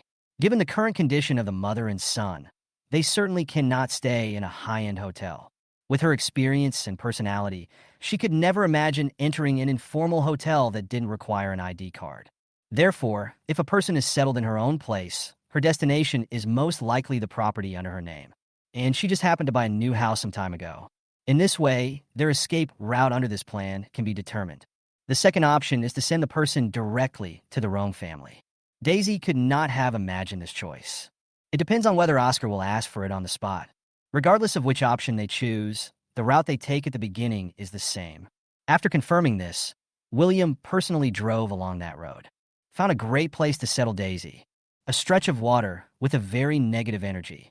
He summoned the water ghosts inside, killed a fierce ghost, and let the little ghosts help him do the work. While ensuring Oscar's survival, he was forced into a desperate situation, making him lose interest in disguise and completely exposing the viciousness and selfishness in his character. As for how to make them fall into the water, William actually prepared his own plan. But based on his understanding of the Chun family, he felt that this plan would most likely not be used. Because the performance of the Chun family is enough. The fact that Dora Oscar was kept in prison for so long shows that the two of them had no means of communication.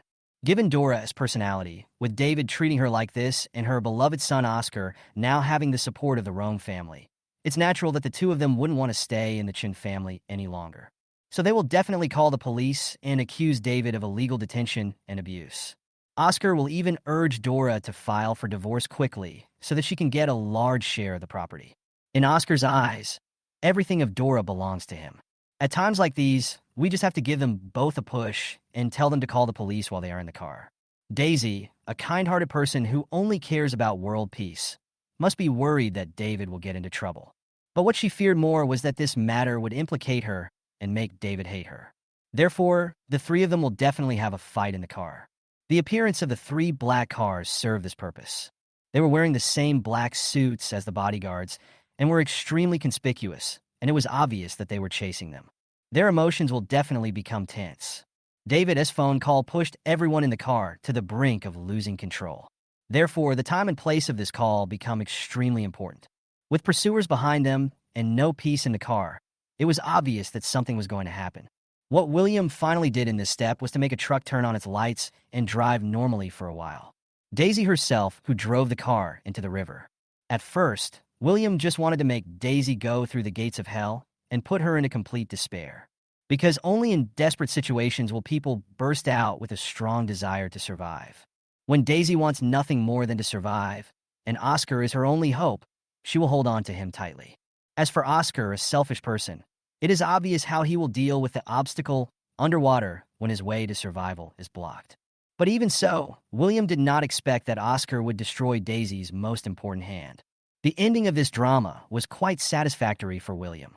When one is in despair and collapses, one has to endure the pain of being deserted by everyone. He really wanted to see what Daisy would become. Miss Chun, your hand has been rebandaged. Please be careful from now on. If you get hurt again, the injury will be more serious. After the doctor bandaged Daisy, he gave her careful instructions, fearing that she might go crazy again if she disagreed with him. But at this moment, Daisy's face was expressionless, and she lay there with lifeless eyes. The doctor looked at her for a while, and seeing that she had no reaction, he sighed silently and left with the nurse. As soon as I reached the door, I saw a young man standing at the door. "Who are you?" the doctor asked. "I'm her brother." William smiled faintly. The doctor nodded and said, "Please stay with your sister. She has been greatly traumatized and is in a very bad mood. She needs the company of her family." "Don't worry, I will." William walked into the ward, closed the door, and sat down beside the bed. "Second sister, I heard that your hand is broken?" Daisy's expression changed slightly, and she turned to look at William. Thinking of William's indifference towards her before, and Chun Lang and Fiona's attitude towards her, she suddenly understood something. "Are you here to laugh at my joke too?" "How could that be?" William said with a faint smile. "I'm here to give you a gift, my second sister." Daisy's eyes flashed with doubt. William placed the brown paper bag in his hand on the bed. "What is this?" Daisy asked.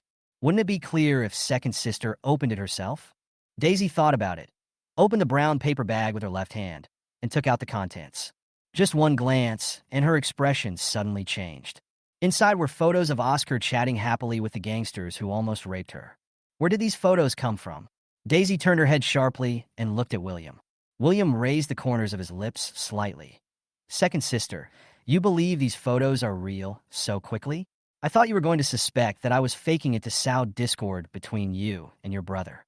Daisy stared at Oscar's face in the photo. Her eyes seemed to be able to spit fire, and her hands were holding the photo so hard that her whole body was shaking. If it was before, I might still have doubts, but now I won't. How could someone who abandoned me in a life-or-death crisis and even wished I would die on the spot risk his life to save me?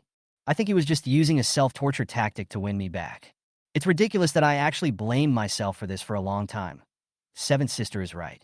I deserve to be in this situation now. As Daisy spoke, she began to laugh, but this smile was full of despair and regret. Tears kept flowing down. Ha ha ha ha. I really deserve this. Chapter 279, Tailor-Made Hell. William said nothing, quietly admiring Daisy's painful expression. It took a while for Daisy to calm down. She wiped her tears and looked up at William. Actually, you came here today to laugh at me and scold me for what I deserved, right? How could that be? William's tone was full of sympathy. I was just afraid that you still had a glimmer of hope in Oscar, so I came here to tell you the truth, so that you won't be harmed by him again. Second sister, it really makes me a little sad that you think of me like this. Have you forgotten? You and I are biological siblings, connected by blood, and we are biological siblings who are connected by the same tendons even if our bones are broken. At the end, William had a half-smile on his face, full of mockery. Daisy stared at her, her eyes gradually becoming angry. You obviously knew everything. You obviously knew that Oscar had been lying to me. Why didn't you tell me? Why are you like that bitch Chun Lang, saying nothing and just watching me get hurt so badly by Oscar? William's expression gradually turned cold, and he sneered. Tell you? Why should I tell you? Daisy, do you think you deserve it? This is the hell I created specifically for you, so just enjoy it. Why? Daisy looked at William with lifeless eyes. William, tell me, why can you be so cruel and vicious? How have I ever wronged you? Why do you treat me like this? I was just a little cold to you before. Are you so cruel to watch my life being ruined like this? What good will this do for you? Why is there someone as vicious as you in this world? Why don't you just die, William? So many children abducted by human traffickers have died. Why don't you die? If you had died, I wouldn't be like this. At the end, Daisy shouted almost at the top of her lungs, her once beautiful eyes now filled with bone-chilling hatred. William was very satisfied as he looked at Daisy's increasingly crazy appearance. Yes, that's it. Daisy, admit it, this is the real you. You were just pretending to be kind and lovely before. Deep down, you were just like the other members of the Chen family. You were selfish, stupid, and vicious. Don't pretend anymore. It would be better if you could just stay the way you are now. After saying that, William raised his hand and looked at his watch. Oh, it's so late already? I have to go back first, second sister. You have to rest early. Although your hand can't be restored, you still have to rest more. Even if you become a useless person, you have to be a healthy, useless person, understand? Otherwise, it won't be fun. William stood up and prepared to leave. But before he reached the door, the ward door was suddenly pushed open. Then Dora rushed in with an anxious look on her face. Saw William. She was visibly stunned. Why are you here? William raised his eyebrows slightly. If Dora comes over now, I'm afraid there will be something good to watch. So he didn't leave in a hurry, but leaned against the wall with his hands folded. Since my second sister has encountered such a big problem, of course I, her biological brother, have to come and take a look. Dora was thinking about more important things and didn't bother to pay attention to him. She looked at Daisy with a guilty look in her eyes. Daisy while underwater. After all, she was her daughter. She actually gave up her daughter. But in her opinion, Daisy is the kindest and most filial daughter among all her daughters. Oscar has already told her that she must get Daisy's forgiveness. Although she didn't understand why Oscar had to do this, as a mother, she felt sorry for her daughter. As long as she explains it well, Daisy will definitely forgive her. Meng Meng, Mom is here to see you, she said with a loving face. Daisy really didn't expect Dora to have the nerve to come see her. At this moment, her mind was filled with images of Dora abandoning her underwater without hesitation, not caring at all whether she lived or died. Really? Are you disappointed that I'm not dead? Daisy's eyes were cold. Meng Meng, what are you talking about? Dora looked hurt. I'm your mother. I'm so happy that you're okay. How could I think like that? Really? But when you were underwater, weren't you very determined to leave? At that time, why didn't you think of me as your daughter? You misunderstood me. It's not that I didn't want to save you. The situation was too urgent. You know, I'm old, and I can't hold on any longer, let alone save you. So I just wanted to get to shore and find someone to save you. Really? Daisy sneered. Dora nodded hurriedly. Of course, if Mom really didn't care about your life or death, why would she come to see you as soon as she recovered? Am I so stupid in your eyes? Daisy looked at Dora with red eyes. I've died once. Will I still believe your nonsense? After I was rescued, I saw with my own eyes you and your good adopted son supporting each other and leaving. Is this what you said? You want someone to come back and save me? Dora's face froze. She tried to explain something, but found that any explanation would be pale in the face of this situation. Everyone says that maternal love is the greatest and most selfless love in the world. But when Daisy looked at her mother in front of her, she felt as if her heart was being cut by a knife. She didn't understand. They were obviously mother and daughter. Why could she do something that didn't care about her own life? It was as if I was just a stranger to her. In her eyes, am I really her daughter? Thinking of this, she closed her eyes weakly, and 2 lines of tears rolled down. Go away, Dora, and don't show up in front of me again. I will never forgive you in my life. From the moment you gave up on me underwater, I was no longer your daughter. Dora moved her mouth as if to say something, but Daisy didn't give her the chance. You don't have to say things like, you gave birth to me, and you gave me my life. From the moment you left me to die in the water, I have already paid you back the life I owed you. There is no connection between you and me anymore. Let's just be strangers from now on. As for Oscar, I will hold him legally responsible for breaking my hand. Chapter 280 Mother and Daughter. Dora was startled when she heard this. What do you mean? What do you mean Oscar broke one of your hands? What? Didn't your good adopted son tell you? I begged him to save me underwater, but he refused and stepped my hand into the broken glass. Daisy raised her right hand and shook it. Look, this is the hand that's broken and can't be healed. I'll never be able to hold a scalpel again. I'm a useless person. Daisy had a smile on her face when she said this, but tears kept flowing. The whole person was shrouded in despair. Dora then understood why Oscar had to come to her to coax Daisy back. It turns out he did such a thing, but soon she convinced herself that Oscar had done nothing wrong. In such a dangerous situation at that time, he gave himself the chance to escape first. He used his own life to protect his mother. If she still blames him for a child like this, wouldn't that be disheartening? Moreover, in that emergency situation, he was blessed by God to be able to survive. Daisy was unlucky and got stuck, but she still insisted on pulling him. Didn't she want him to die with her? Come to think of it, Daisy didn't have any good intentions. But she would never dare to say this, to prevent Daisy from getting angry and really holding Oscar responsible. No. Dora kept shaking her head with tears in her eyes, refusing to admit Oscar's fault and trying to change the subject. Ming Ming, don't be afraid. Mom will definitely find a doctor to cure you. No matter how much money it costs, Mom will cure you. If there are no good doctors in China, Mom will find one for you abroad. Your hand will definitely get better. Mommy promises you. Daisy looked at Dora steadily. Why are you suddenly so concerned about me now? You don't care about my life or death, so why do you suddenly care so much about my hand? Oh, I see. You don't want me to hold Oscar responsible, right? My dear mother. There was a hint of guilt in Dora's eyes. Ming Ming, this was just an accident. You know, your brother is not that kind of person. Daisy had completely given up on Dora, so she just found it funny to hear her still trying to comfort Oscar. I have been stupid for so many years. I will not continue to be stupid. I know exactly what kind of person Oscar is. When he kicked my hand, I saw the viciousness on his face clearly. I will not let him go. Absolutely not. You must have seen it wrong. Dora couldn't hold back her temper anymore and said excitedly, Oscar almost lost his life for you. In his eyes, your life is more important than his. How could he do such a thing to you? Oh, yes, you reminded me of this. A fierce look flashed in Daisy's eyes. Dora felt like she had grabbed a life-saving straw when she heard this. Yes, this is a life-saving favor. Mom taught you since you were a child that you should repay a drop of kindness with a spring of gratitude. You can't forget Oscar's kindness and dedication to you just because of an accident.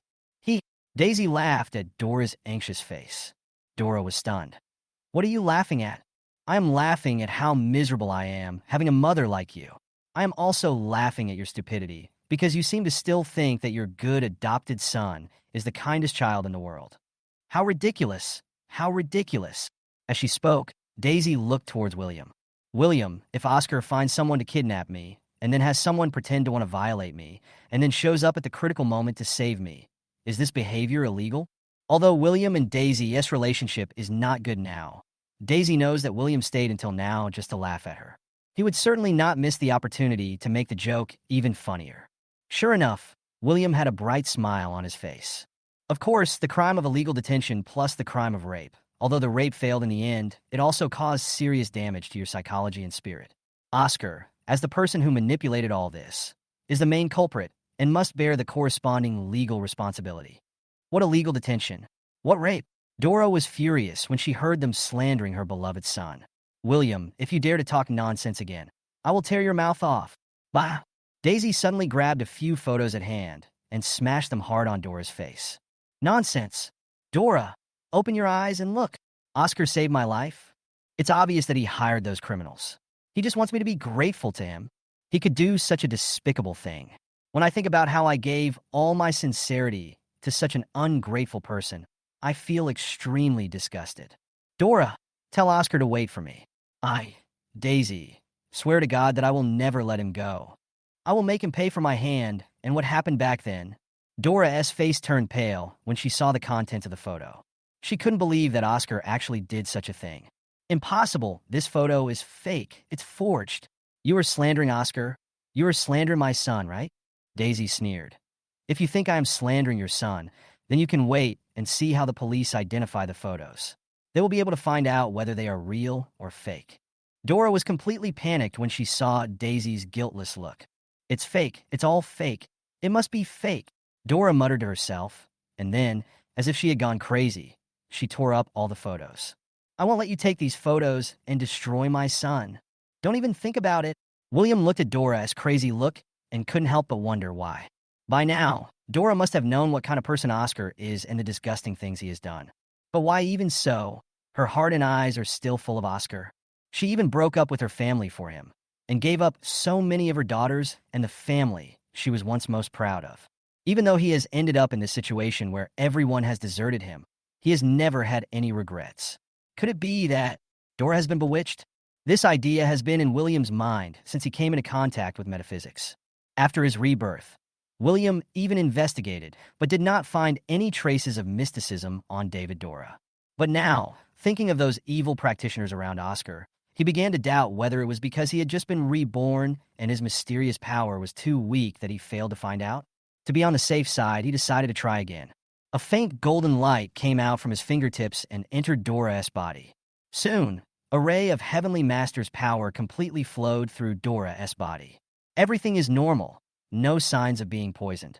William frowned slightly. So, Dora is just plain brainless? That's why she considers Oscar more important than anything else, even her own life? Chapter 281, Are Dora and Oscar biological children? William couldn't understand.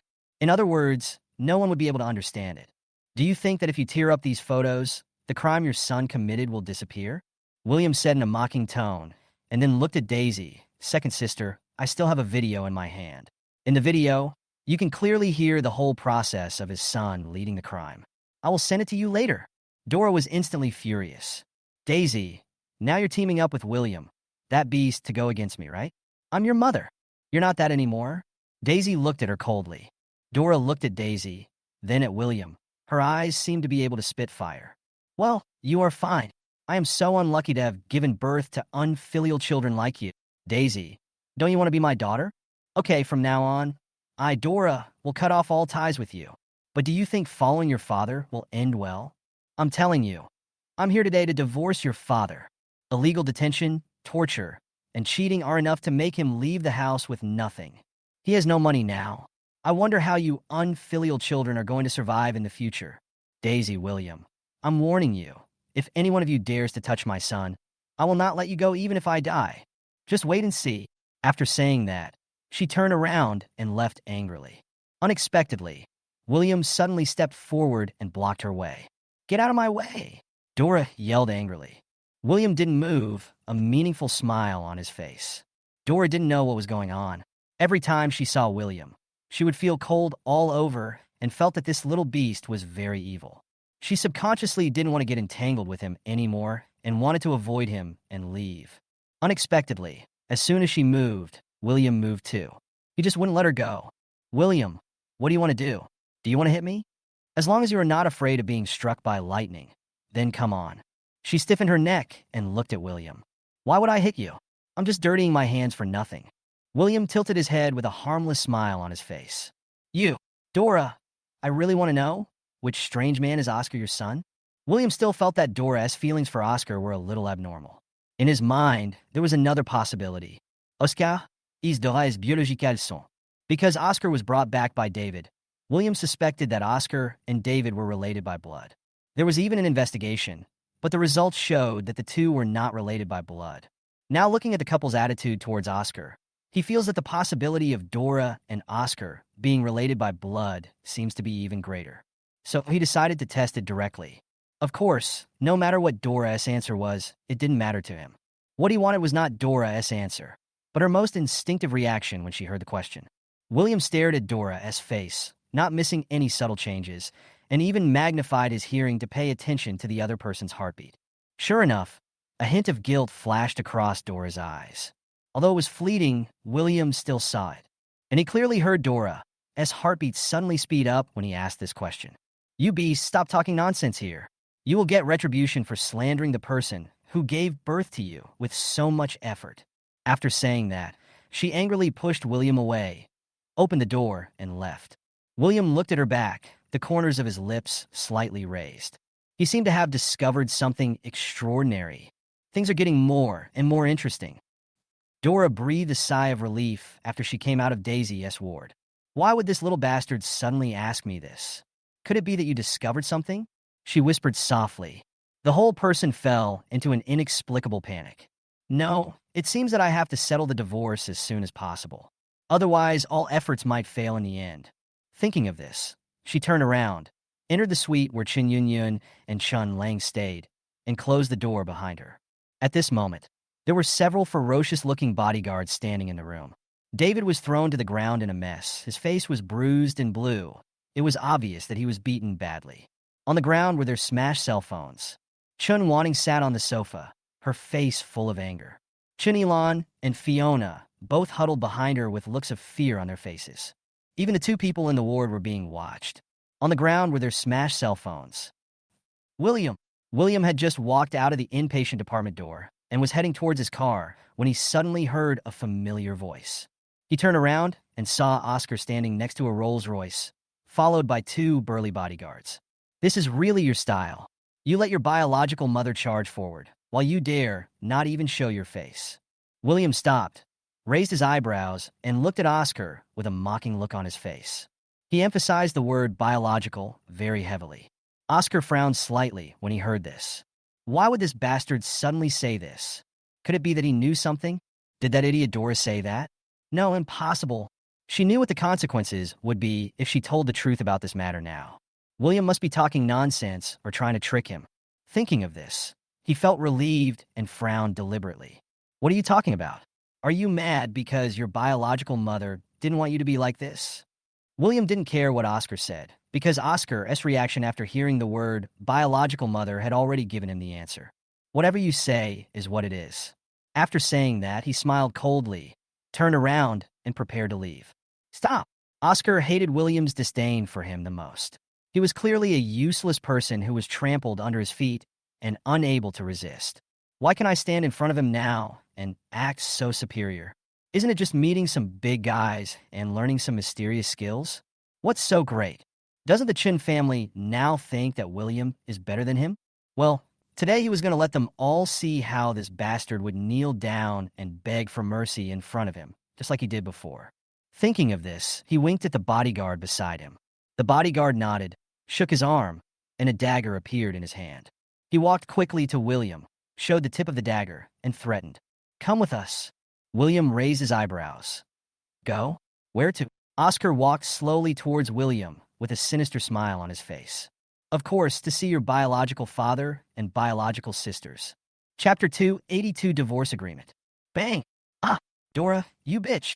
David was whipped again and screamed in pain. Does it hurt? David, when you whipped me, Did you ever think this day would come? Dora grinned and whipped him hard again. David cried out in pain again. Dora, what on earth do you want to do? Seeing Dora whipping again, Chun Lang couldn't help it and stood up to question. Dora paused and looked back at Chun Lang. Mom, please stop hitting me, Chun Lang said with tears in her eyes. You are all ungrateful wolves, Dora said angrily. I gave birth to you all with great difficulty.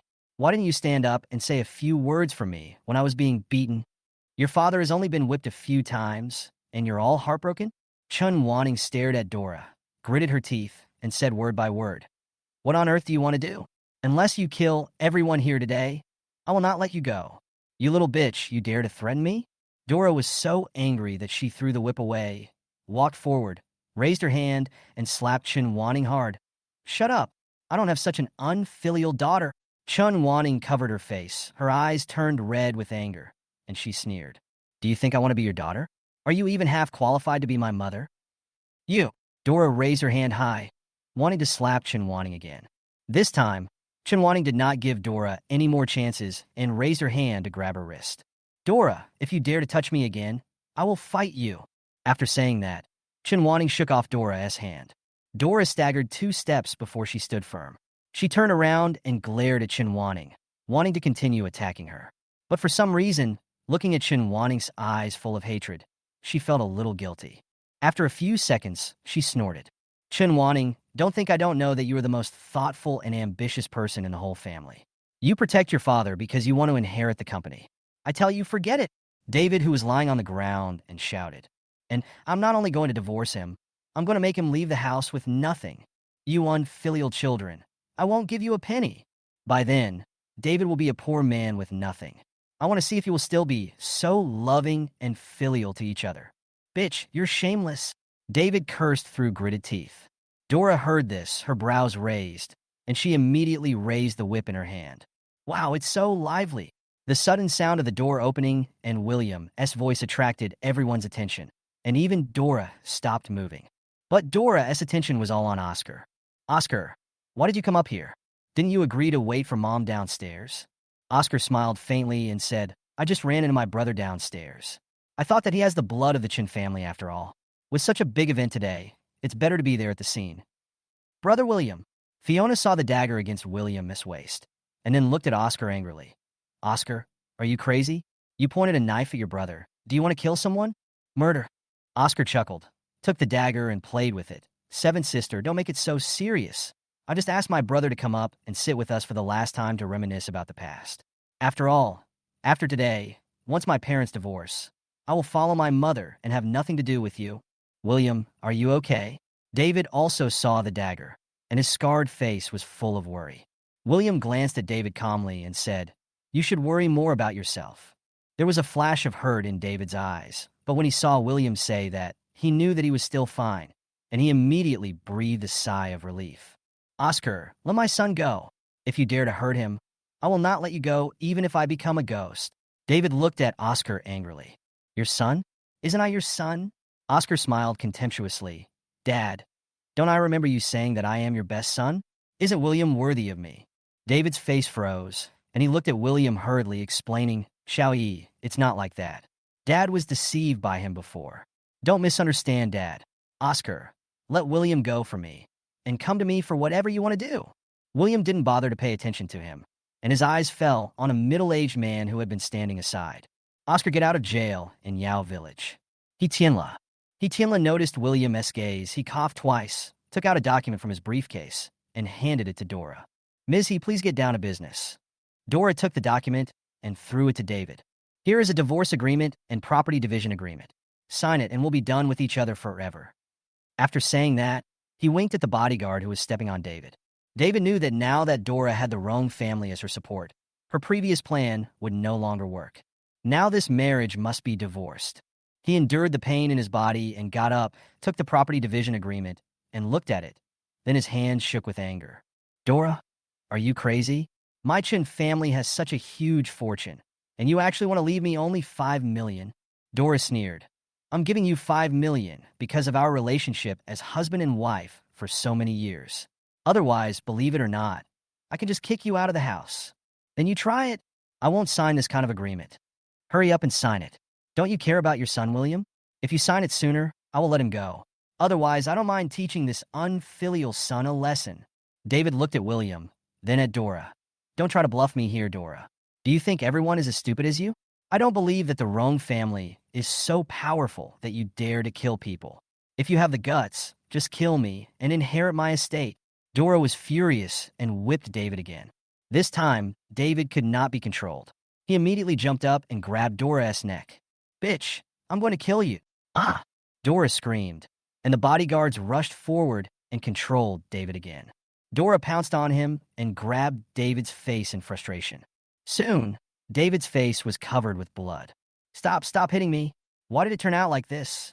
Chun Lang burst into tears. Fiona couldn't bear it any longer, so she grabbed Dora and started crying and scolding her. Crazy, you lunatic, let my dad go.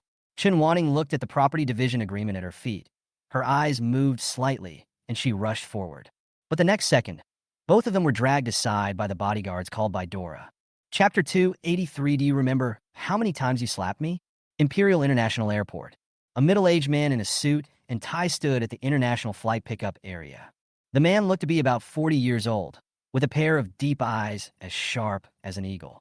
He glanced in the direction of the airport entrance from time to time, and all his attention was focused on the important person who was about to appear. If there were someone who was familiar with the domestic business community at this time, they would be able to easily recognize that this person was the current chairman of the multinational He Group. He Tiancheng.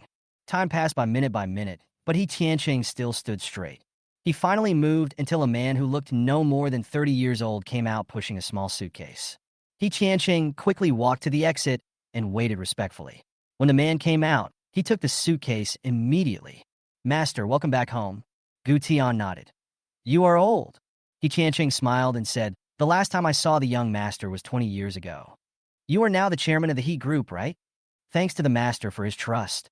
You are already the chairman of the board. There is no need for you to come here in person to handle such a small matter as mine. Where is Xiao Lizi?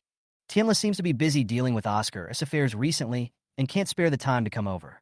Gu Tian nodded slightly, and after a moment he asked again, how far has Oscar's situation progressed? He Tiancheng's face froze. Sorry, master, I'm not sure. How about I call Tianla now?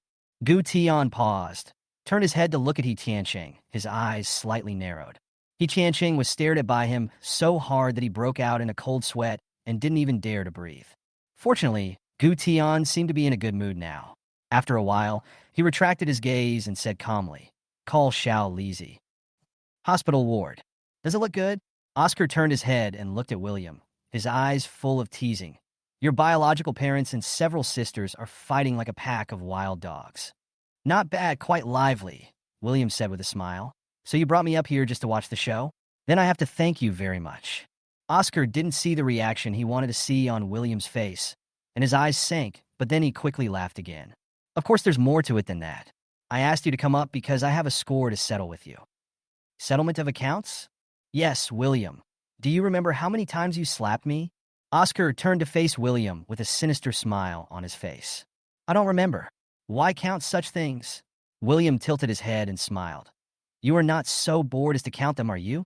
You don't remember, but I still remember it clearly. For a long time. Bang! Oscar was interrupted by a sudden slap from William before he could finish his words. Oscar was stunned for a second, then raised his hands to cover his face and looked at William in disbelief. You bastard! You dare to hit me? Bang! Another slap. Since you have already counted, add 2 to your number. Oscar looked at William's calm look after beating him, and he became completely furious. He raised the dagger in his hand and stabbed at William. Oscar! Before William could make a move, he could not hear He Tianla shouting loudly at the side. He Tianla firmly grasped Oscar's arm with one hand and snatched his dagger with the other hand. What are you doing? Are you crazy? Or do you want to go to jail? He Tianla's words were full of warnings, and there was no trace of the polite demeanor he had shown in front of Oscar before. At this moment, his cell phone suddenly rang. After seeing the caller, his face changed. He quickly threw the dagger to a bodyguard, said keep an eye on him, and then quickly walked out to answer the phone. Brother? Xiao Lizi, it's me. Young master? He Tianla was so nervous that he stuttered. I heard that you've been busy dealing with Oscar's affairs recently. How is he doing? Tell me in detail. Are you two losers? Are you just going to watch me get beaten? Why don't you teach him a lesson for me?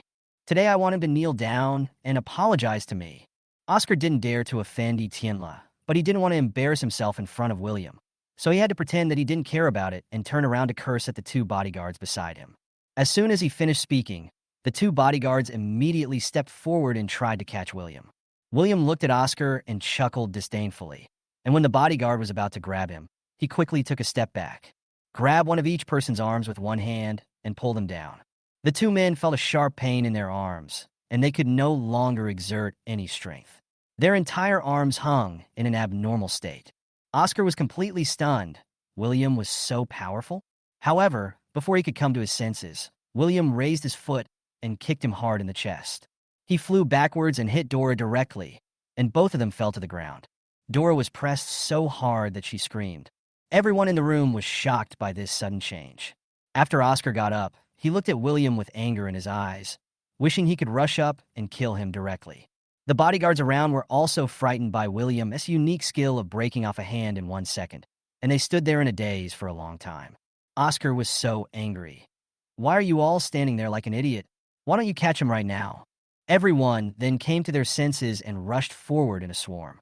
But he was soon knocked flying and lay on the ground wailing. Even the bodyguards who were guarding Chun Yuan and Chun Lang in the ward could not escape this disaster. Their limbs were twisted in different ways, and it was obvious that their bones were broken. Settlement of accounts? Give me a good lesson? You want me to kneel down and apologize to you? William walked towards Oscar with a cold smile on his face. Oscar felt as if a terrible devil was walking towards him. He stepped back subconsciously, stepped on Dora's ankle, and fell on her. Dora had already sprained her waist from the collision, and now she couldn't even get up. He kept crying out, "Ouch!" Oscar didn't care about her at all and looked at William in horror. What do you want to do? I'm warning you, don't mess around, otherwise my godfather won't let you go." "Your godfather?" William sneered, bent down, and reached out to grab Oscar's hair. "I was able to put Rong Wenyao's face on the ground in front of so many people, so why would I be afraid of him?" Oscar felt like his scalp was about to be torn apart, and he couldn't help but cry out in pain. "William, you let go of my son," Dora said while enduring the severe pain. "Let him go." William glanced at Dora and raised the corners of his lips slightly. "Okay." After saying that, he let go. Oscar fell heavily on Dora and screamed under the pressure. "Go call Daisy. I think she would be happy to see Oscar now." William looked at Fiona, a smile on his lips. "Ah, help, don't hit me." At this moment, Chun Yunyun in the ward suddenly screamed. William frowned slightly and walked into Chun Yunyun's ward. Chun Yunyun's condition made him feel something was wrong. Logically speaking, she was previously controlled by the people brought by Dora, and her movements were restricted. But now, all the bodyguards have been dealt with by him. Not only did she not come out to take a look, but she also suddenly screamed. This was very strange. Chapter 284 Chun Yunyun is crazy. This what's going on? After Tianla finished answering the phone and returned to the ward, he saw the bodyguards wailing on the floor and Dora and her son piled together. He was so surprised that his mouth couldn't close. He hurried over to Oscar and helped him up. Call the police." Oscar just opened his mouth and gasped because of the sharp pain in his chest. "What police are you calling?"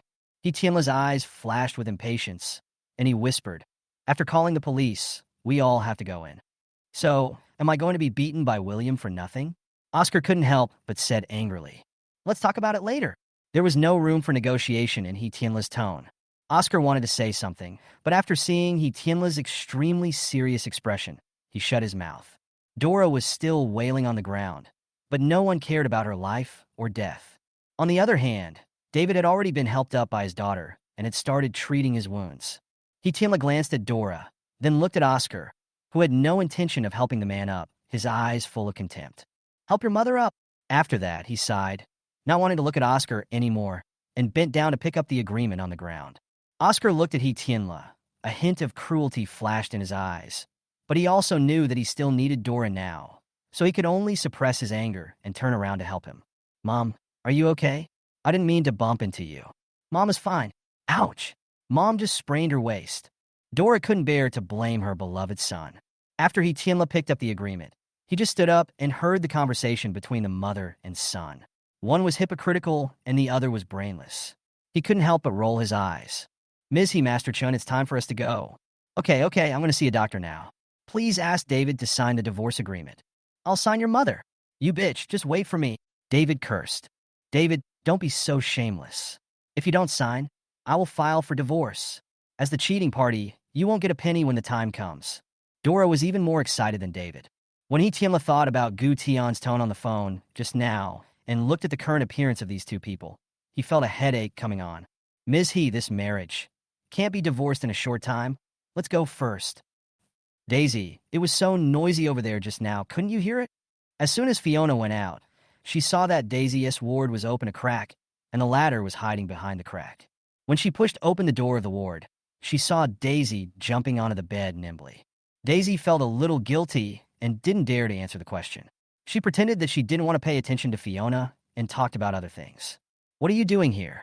Didn't you say you don't recognize me as your second sister? Fiona rolled her eyes and said disdainfully, if Brother William hadn't asked me to come over to call you, do you think I would want to come over? How dare you question me? Daisy, why didn't I realize before that you were such a hypocritical person? Daisy got furious when she heard this. How am I hypocritical? Fiona, please don't go too far. I think I treated you well in the past, didn't I? My hands are broken now, and you didn't say a word of comfort, and you insulted me again and again. How have I ever let you down? Aren't you hypocritical? Fiona showed a mocking expression. Don't you claim to be the kindest?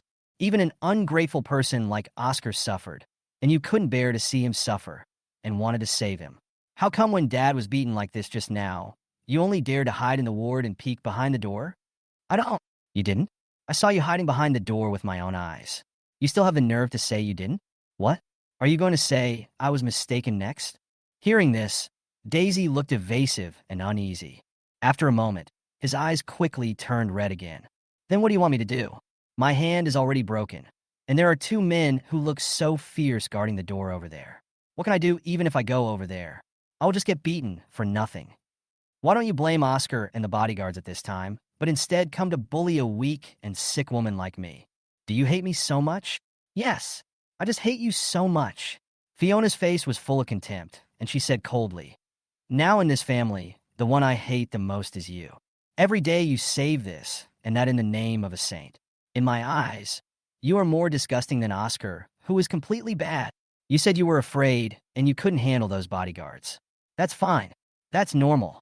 No one will blame you. But you can go find someone to help you. There's a phone next to your bed. You can call security or the police. But did you do it? You didn't. The premise of your kindness is that this matter cannot affect you and cannot cause harm to you, even if those who are being persecuted are your blood relatives. Am I right? Daisy's face burned as Fiona stared at her. After a moment, she said with shame, I'm sorry. I was too scared at the time and didn't think of calling the police.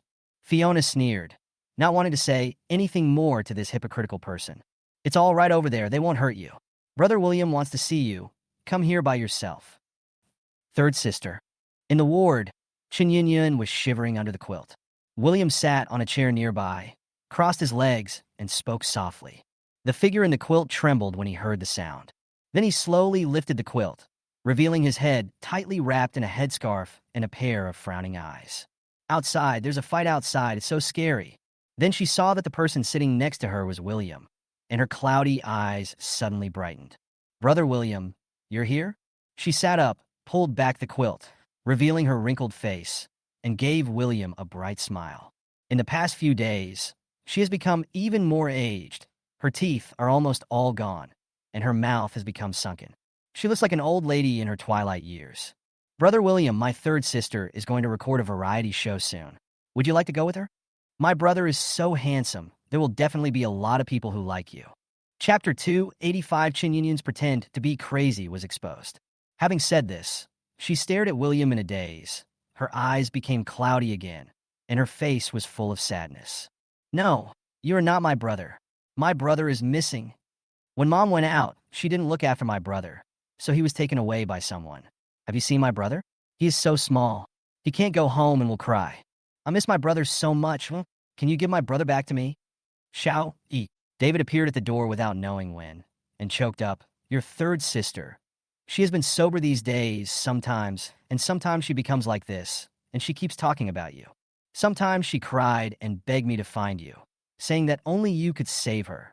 You should also know that I've been there several times, but that fat girl in your house wouldn't let me in.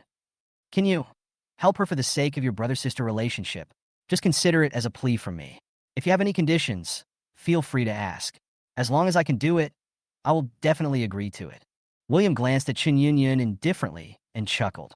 Third sister, I am no longer the younger brother Yunyun who fought for you online, so I will no longer praise you against my conscience. You know what? Your acting is really bad. After hearing this, Chun Yunyun's face froze, and then quickly returned to her previous unconscious state. Brother William, did you see that? I've become a big star. You can see me on TV. Maybe you will find your way home. William stood up when he saw that Chun Yunyun wanted to continue acting. Third sister, you don't think that just because you're acting crazy and stupid and pretending that you care about me, I'll be soft-hearted and save you, right? I have to say, your previous palace drama was not in vain. Although you acted very badly, I am surprised that you can be so scheming. Unfortunately, I don't want to watch you acting here. Seeing that William was about to leave, Chun Yunyun couldn't bear it any longer. She immediately got out of bed, took William's hand, and knelt down. Don't go, Brother William. Save me. Please save me. You are so powerful. You can definitely bring my luck back, right? Please, for the sake of our being siblings from the same mother, can you please save me? Yunyun. David looked at Chun Yunyun and saw that she had suddenly become a different person. He was so shocked that he didn't know what to say for a moment. You're not going to act anymore? William showed a sneer on his face and said disdainfully, You're a person who doesn't even know how to be sincere when asking for help. You actually want to use this method to arouse my sympathy. I won't act anymore. I won't act anymore. Chun Yunyun shook her head and cried bitterly. It's all my fault, but I have no other choice. Apart from doing this, I don't know how else I can make you agree to save me. Brother, third sister is only in her 20s, but now she has become like this. How can you let third sister live? I don't know how to live. William frowned slightly. Seeing this, Chun Yunyun felt that she finally saw hope and nodded vigorously. Brother, please save me. It was all my fault for what happened before. I know I was wrong. I shouldn't have trusted Oscar and kept hurting you. I really know I was wrong. I will definitely make it up to you in the future. Just then, Daisy's voice came from outside the door. Oscar, you are such a heartless person. Give me back my hand. Then there was the sound of the whip hitting people and Oscar's screams and curses. Although David was still angry with Daisy, she was his biological daughter after all, so he was naturally worried that she would suffer if she faced a ruthless person like Oscar. So he quickly gave Chinwaning a wink, and Chinwaning immediately went over to protect Daisy to prevent the latter from being hurt by Oscar. William seemed not to hear these voices. He stared at Chun Yunyun's extremely old face for a long time, slightly raised the corners of his lips, and his eyes were full of teasing. Since you don't know how to live, then just go die. Anyway, in your current condition, you don't have many years left to live. David, who was standing at the door. David looked at William, then looked at Chun Yunyun, who was kneeling on the ground and crying bitterly, and sighed deeply. He walked over and helped Chun Yunyun up. Dad, what should I do? William won't help me. Am I really going to die? He is my own brother. How could he be so cruel? David's mind suddenly flashed back to the time in the old house when they teamed up to deal with William. He felt so uncomfortable that he almost couldn't breathe. Don't think like that. It's our fault. We were stupid and blinded by Oscar. We were too harsh on your brother. We have always been sorry for your brother. After hearing this, Chun Yunyun stopped crying. Oscar's screams and Daisy's curses were still reaching her ears, and suddenly a hint of cruelty flashed in her eyes. That's right, it's Oscar's fault. It's all that beast's fault. He's the one who made me like this. I'm going to kill him. I'm going to kill him. As she said that, she pushed David away and stumbled towards the door. Oscar, you beast. Look at what you've done to me. Oscar had been beaten to the ground by Daisy.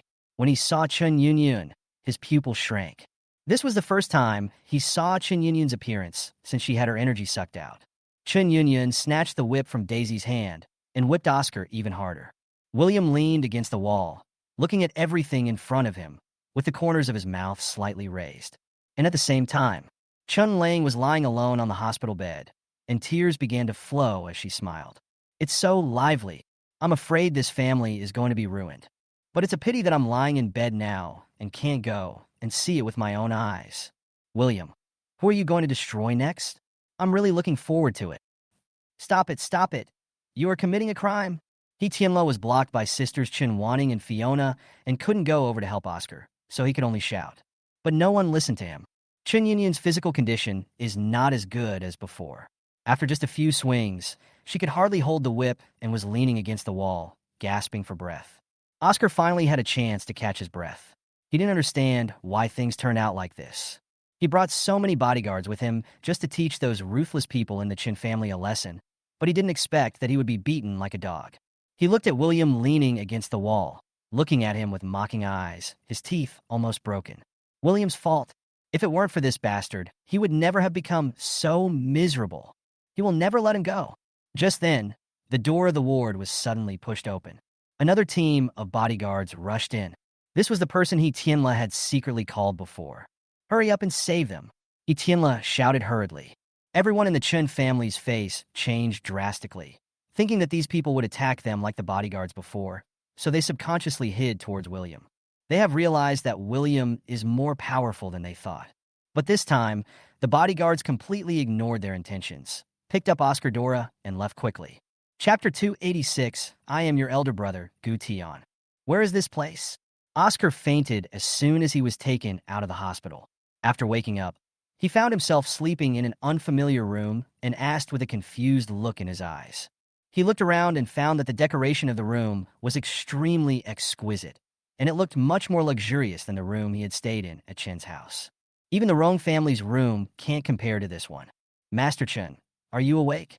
A well-dressed middle-aged man pushed open the door and said respectfully, Where is this place? Oscar asked. The middle-aged man did not answer the question, but only said, Master Chen, my master wants to see you. Please come with me. Oscar frowned slightly, thought for a moment, then got out of bed and followed the middle-aged man. After passing through a long corridor, the middle-aged man stopped in front of a door made of golden manhwa wood. We're here, Master Chen. After saying this, he bowed and left. It was quiet all around, with only the sound of the middle-aged man's light footsteps on the thick carpet. Oscar felt inexplicably nervous, and after a moment, he mustered up the courage to hold the door handle. At this moment, the door was suddenly opened from the inside. He Tianqing stood at the door and said softly, Come in. After saying that, he returned to the room and stood respectfully beside the kneeling He Tianla with his head bowed. A young man was sitting behind a large desk. Oscar was a little surprised when he saw He Tianla's pale face, sweat beads on his forehead, and the look of being extremely weak, yet forcing himself to kneel. Although he didn't know who He Tianla was, he knew that his status was not low just by seeing Rong Wenyao being respectful in front of him. But such a person was lying on the ground like a dead dog at this moment. He simply couldn't imagine the identity of the young man opposite him.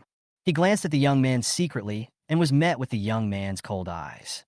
For some reason, he felt a chill on his back, and he even had the urge to turn around and run away. Coming, the young man said expressionlessly. Oscar didn't know what to say and just stood there stupidly. You guys go out. Gu Tian waved at He Tianqing. Yes, master. He Tianqing bowed, then helped He Tianla up and took him away. After the two left, Oscar swallowed his saliva, looked at Gu Tian, and asked nervously, Why do you want to see me? Gu Tian didn't say anything the whole time.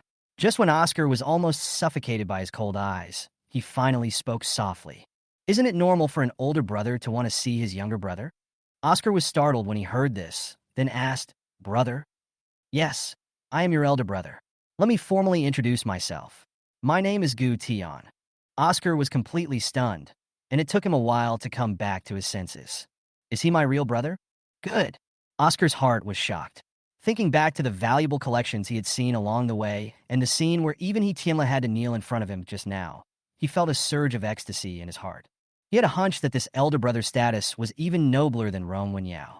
So, was the man that Dora fell in love with back then a member of a super wealthy family? If this is true, then what's the point even if William is so powerful?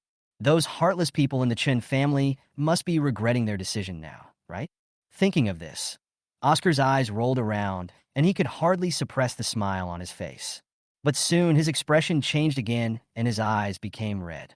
Brother, why did you find me only now? His original intention was to let Gu Tian see his grievances, so that he could vent his anger and directly destroy the Chun family and William. But what he didn't expect was that Gu Tian had already noticed his little expressions. Gu Tian sneered, looked at Oscar, and said with a half-smile, Are you so easy to believe others? Just based on my words, you believe that we are related by blood. Aren't you afraid that I am playing tricks on you? Oscar's face froze when he heard this, but he soon felt that it was unnecessary for someone of his status to do such a thing. You shouldn't be so boring as to play such a joke on me.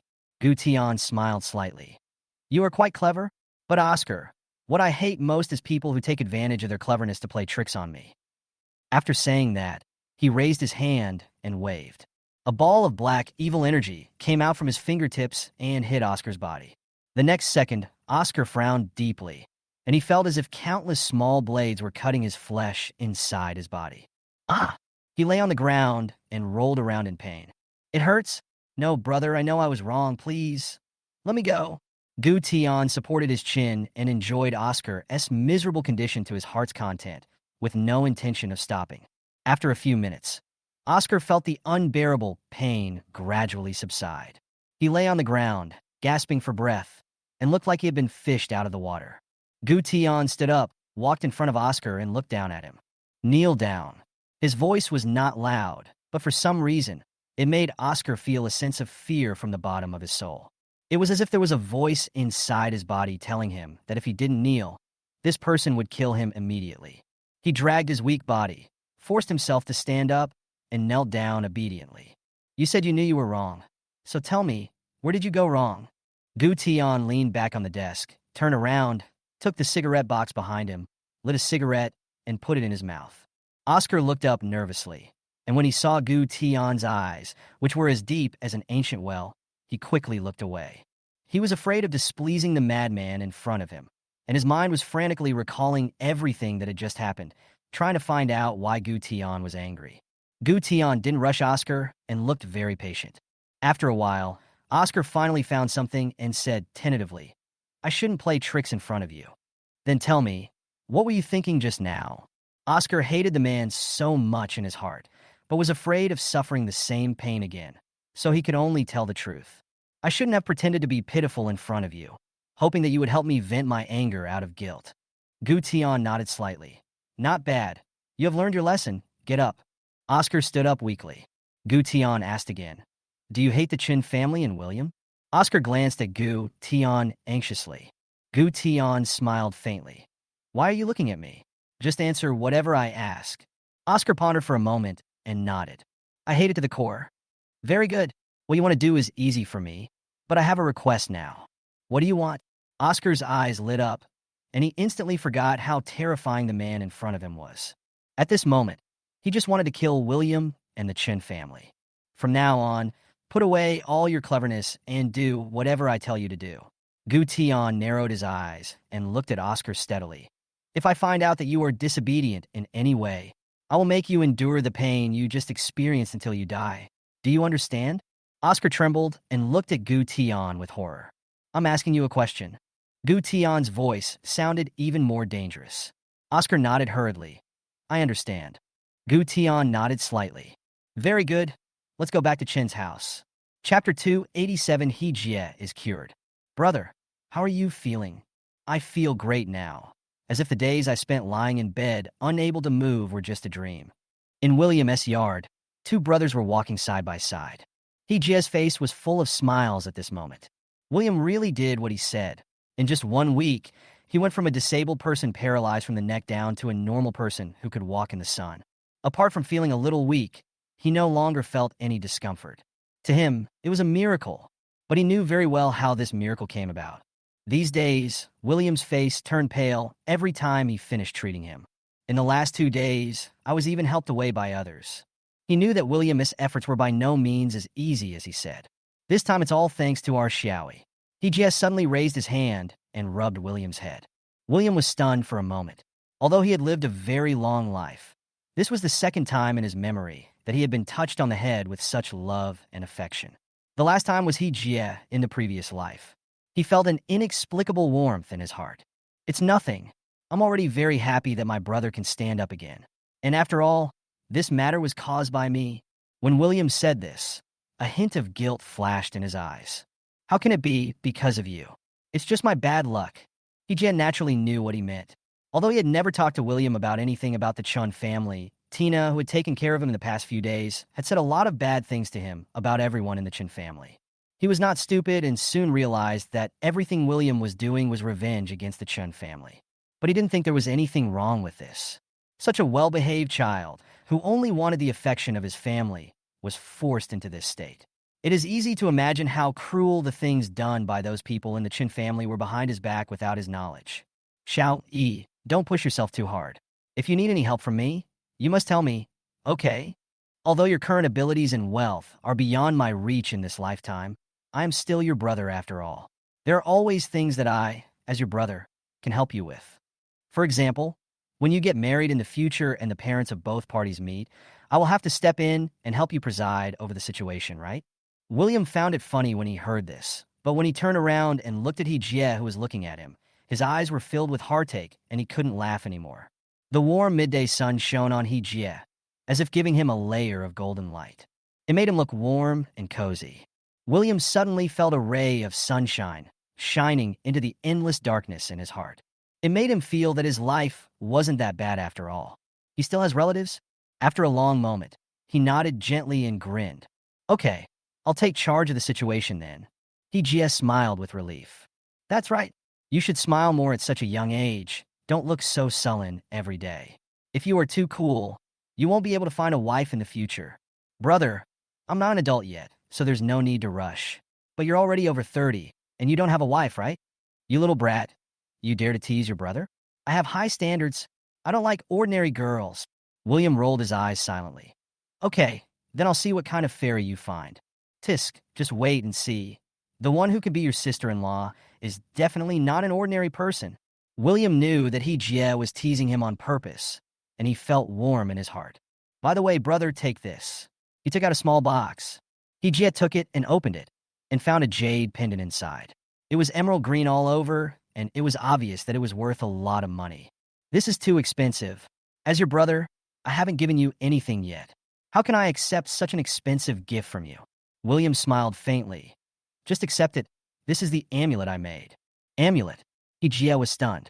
William nodded. You should wear it close to your body and never take it off. If you think this jade is too valuable, you just need to be more careful when I need your help in the future. He Jie thought about it and felt that they were all family, and it would seem hypocritical if he continued to refuse. Anyway, there is still a lot of time left, and he will always find a chance to repay William for everything he has done for him. Okay, I'll take it.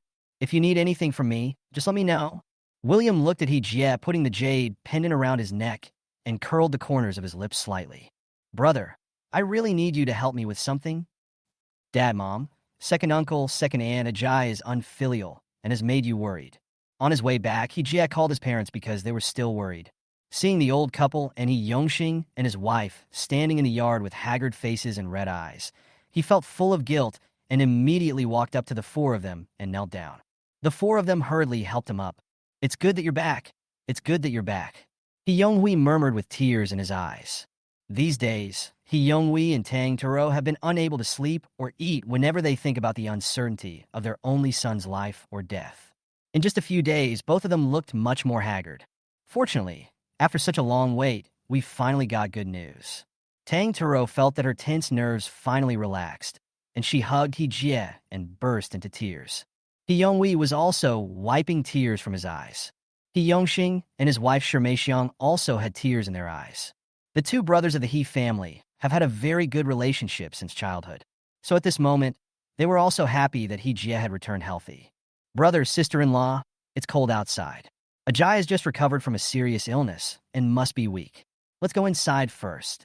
Tang Taro finally woke up from her dream and quickly pulled He Jie into the house. After entering the room, He Jie walked back and forth several times in order to dispel the four people's worries and concerns. It's amazing, it's really amazing, He Yongxing kept exclaiming. Xiaoyi said that it would take only 1 week to make you full of energy, and it really took only 1 week. Yes, He Yongxing also said, Ajay, who exactly is that miracle Dr. Xiaoyi found? He is incredible, isn't he?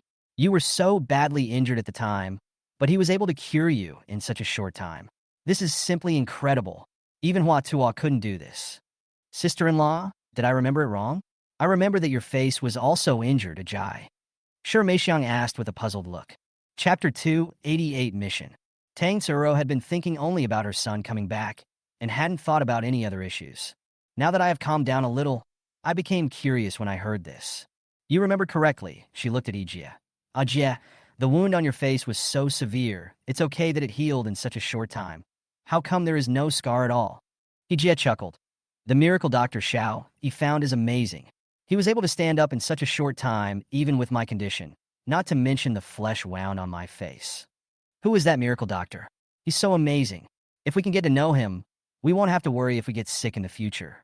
He Yongxing asked excitedly. He just scratched his head, pretending to be confused. I don't know either. I've been in a coma for the past few days and haven't seen the miracle doctor at all. Even Xiaoyi doesn't know the origin of the miracle doctor. I guess the miracle doctor doesn't want to be disturbed. William had told him not to tell anyone who cured him. Jia also knew how much trouble it would cause if William's methods of treating illness were seen by others. In addition, William's weak appearance after each treatment had been deeply imprinted in his mind. Although he had no ability to help William, he would definitely not cause him any trouble again. So, no matter how they asked him, he pretended to be completely ignorant and told them not to disturb William. Although several people were very curious, they stopped asking questions in the end when they saw He Jie's firm attitude. Soon, the servant prepared lunch. While eating, Tang Tro looked at He Jie sitting next to her and eating with big mouthfuls of food, and she couldn't help but tear up again. This time it's all thanks to that kid William. Yeah, He Yonghui echoed, Ajay, why don't you give Xiaoyi a call and ask him to come over for dinner some other day? No need, Xiaoyi is my brother. He didn't save me for these reasons, and he is usually very busy and doesn't have much time. He Jie knew that William didn't have deep feelings for his family, and inviting him to dinner might make him uncomfortable, so he helped him refuse. How can we do that? He Yonghui said hurriedly, this kid saved your life this time. If we don't do something, we won't feel at peace. It's okay if he doesn't have time or doesn't want to come. You can see what he likes, and we can give him a generous gift. Really, Dad, Xiao Yi is very successful now. Even if you give him all our family, he still won't appreciate it. As for thanking him, I know it in my mind, and I will definitely find a chance in the future. He Yongxing was a little surprised. Is Xiaoyi so successful now?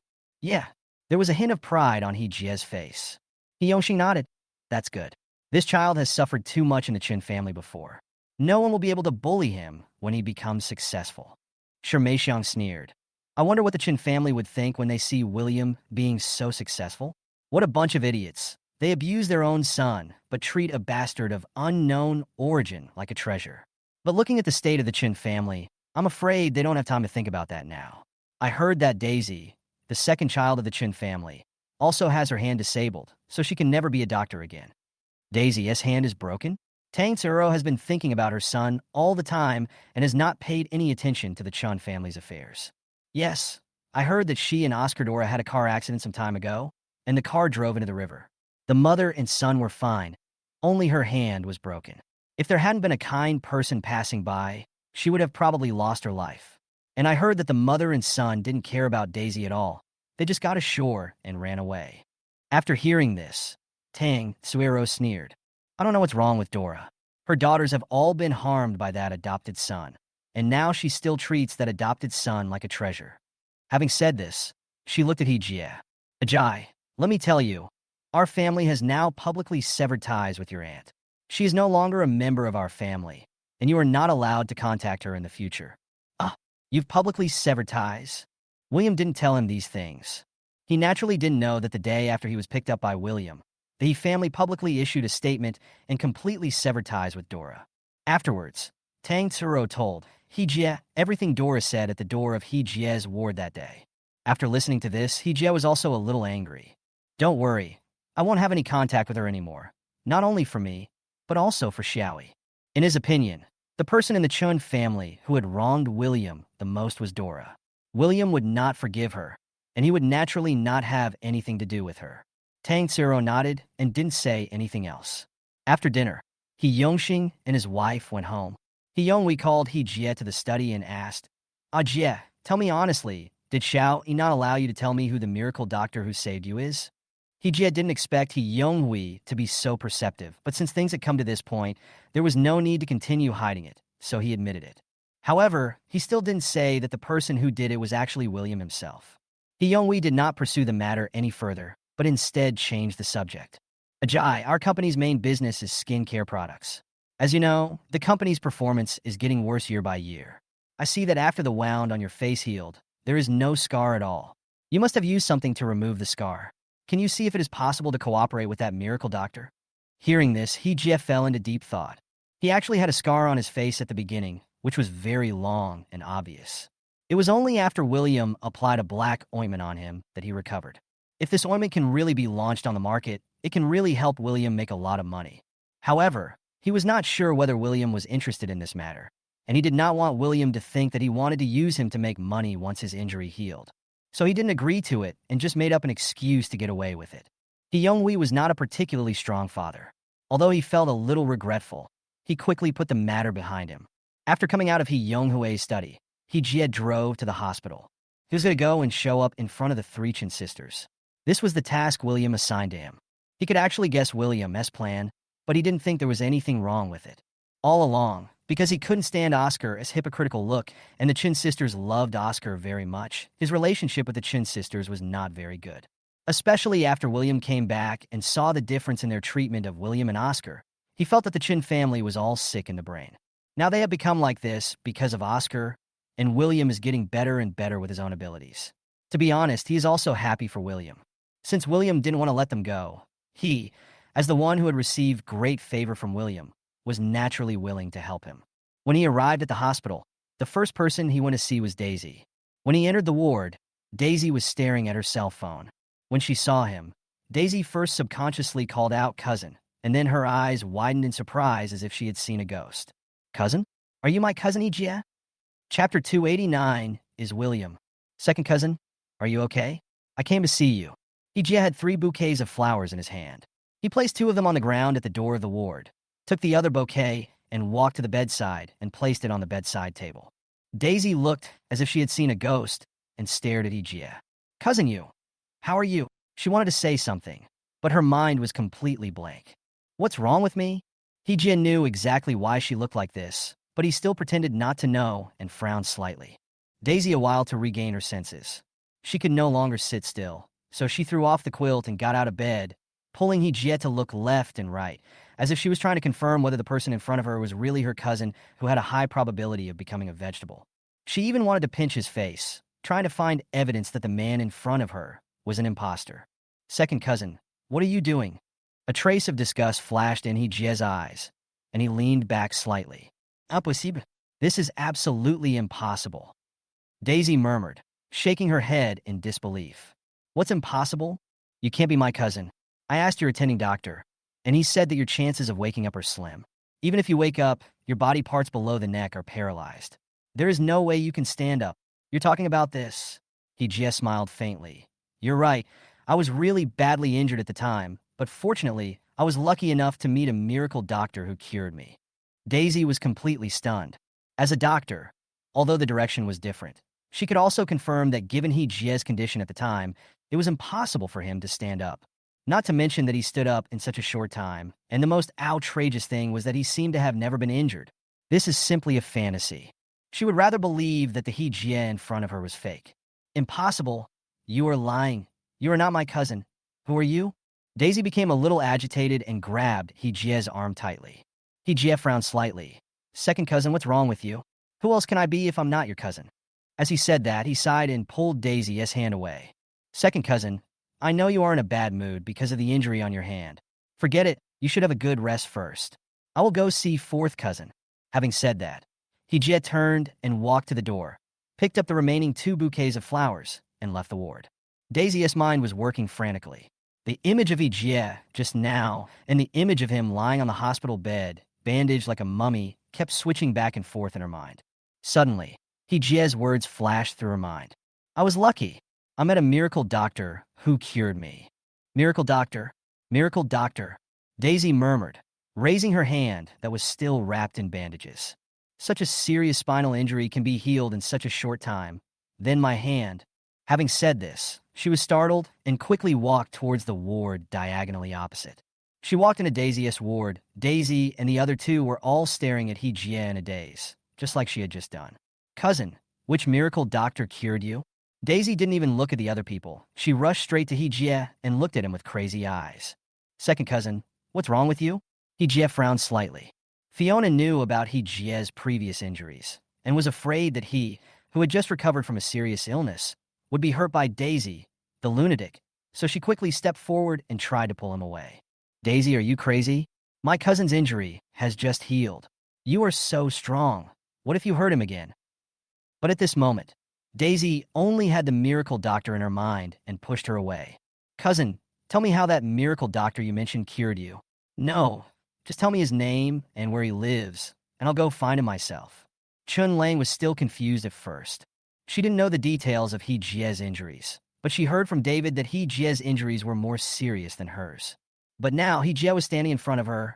At this moment, Chun Yuan has been mentioning a miracle doctor. So, she soon understood. He Jie's recovery was entirely due to the miracle doctor. Since He Jie was able to recover from such a serious injury, could the miracle doctor also help her stand up? Thinking of this, she became extremely excited and looked at He Jie with burning eyes, waiting for his answer. Second cousin, don't get too excited, He Jie said helplessly. Your hand is already injured. It would be bad if you hurt it again. Daisy calmed down a little. Okay. I'm not excited, I'm calm. Cousin, please tell me about the miracle doctor. I'm sorry, second cousin. I don't know who that miracle doctor is, He Jie said guiltily. When I woke up, the miracle doctor was gone. Gone? Daisy's heart sank slightly, but she still refused to give up. Then who helped you find that miracle doctor? Can you ask him to help me find it again? He Jie was a little hesitant. Daisy became even more anxious when she saw this. Cousin, please help me. My hand is broken. Only that miracle doctor can save me now. He Jie looked at her, then at Chun Lang, and finally sighed. It's William. Daisy's eyes lit up immediately when she heard this, and she turned around and walked out. However, Chun Lang's face froze, and then her eyes dimmed instantly. It was the miracle doctor that William found. Will William be willing to save her? Fourth cousin, what's wrong with you? He just saw that Chun Lang's mood suddenly became extremely low and asked. Chun Lang looked at He Jie, and suddenly a thought flashed through her mind. Then she turned and looked at Fiona and Chun Lan. Fifth sister, seventh sister, please go out first. I want to talk to my cousin alone. After the two men left, the loneliness on Chun Lang's face was completely hidden, and a smile appeared on her lips. Cousin, William asked you to come here, right? He Jie's face froze, and then he frowned slightly. Fourth cousin, what do you mean? If I'm not mistaken, you have to go see my third sister next, right? Chun Lang still had a faint smile on her face, looking as if she understood everything. No wonder Xiaoyi said that you and your elder sister are the smartest people in the Chin family. He just smiled helplessly, then sat down beside the bed. After a moment of silence, he asked, do you regret it? William was so good to you. He did so much to get a little love from you. Chapter 290, it's time to end. Third sister. The smile on Chun Lang's lips gradually faded, and a hint of regret appeared in her eyes. But isn't the lesson we've learned serious enough? Whether it is enough or not, it doesn't matter what you say or what I say. Only what Xiaoyi says counts. He just stood up, walked out, and opened the door. Cousin. Chun Lang looked at his back and suddenly panicked. She seemed to see that the opportunity for her to stand up was gradually slipping away from her. He just stopped and looked back at Chun Lang. Cousin, tell me, what should I do so that William will help me once? He Jie is not William, and has not experienced the dark days that William has experienced. So when he looks at Chun Lang's desperate eyes, he feels a little bit reluctant. However, he was very clear about William's attitude, and he was not qualified to judge right or wrong. So, after being silent for a long time, he took a deep breath and spoke softly. Chun Lang, you have blocked your own way. After saying that, he walked out. Chun Lang looked at the closed door, and tears fell like rain. My road was blocked by myself, so my legs were broken by myself? William, you might as well kill me. Why torture me like this? Why? Why are you so cruel? Having said this, she suddenly laughed again. Haha, I deserve it. Haha, we deserve it. As soon as He Jie came out of Chun Lang's ward, he saw Chun Yuan standing in the living room. This was the first time He Jie saw Chun Yuan's current appearance. If William hadn't reminded him early on, he wouldn't even have recognized her. William cured you, didn't he? When He Jie just entered Chun Lang's ward, Chun Yuan came to the living room, and naturally heard the so-called William found a miracle doctor to cure him. But as someone who had seen the most of William's extraordinary methods, she guessed it at the first moment. There is no such thing as a miracle doctor, or rather, William is the miracle doctor. Thinking of what William had said before when she was pretending to be crazy, she realized that she had no chance. William hated her. No matter what, I won't save her. Hijia looked at Chun Yunyun's now old appearance and didn't know what to say for a moment. Seeing this, Chun Yunyun was completely desperate and smiled miserably. I understand what he means. Tell him not to worry about it anymore. After saying that, she turned around, slowly walked into the room, and closed the door.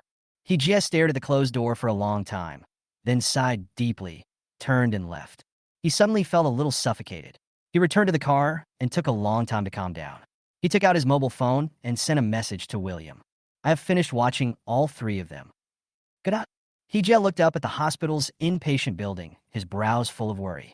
Shout, how deeply have you been hurt to hate them so much? The other side. After receiving the message, William looked up at the screen showing photos of the Chun family. His eyes swept across the faces of Daisy, Chun Yunyun, and Chun Lang, and finally fell on Chun Yunyun's beautiful face.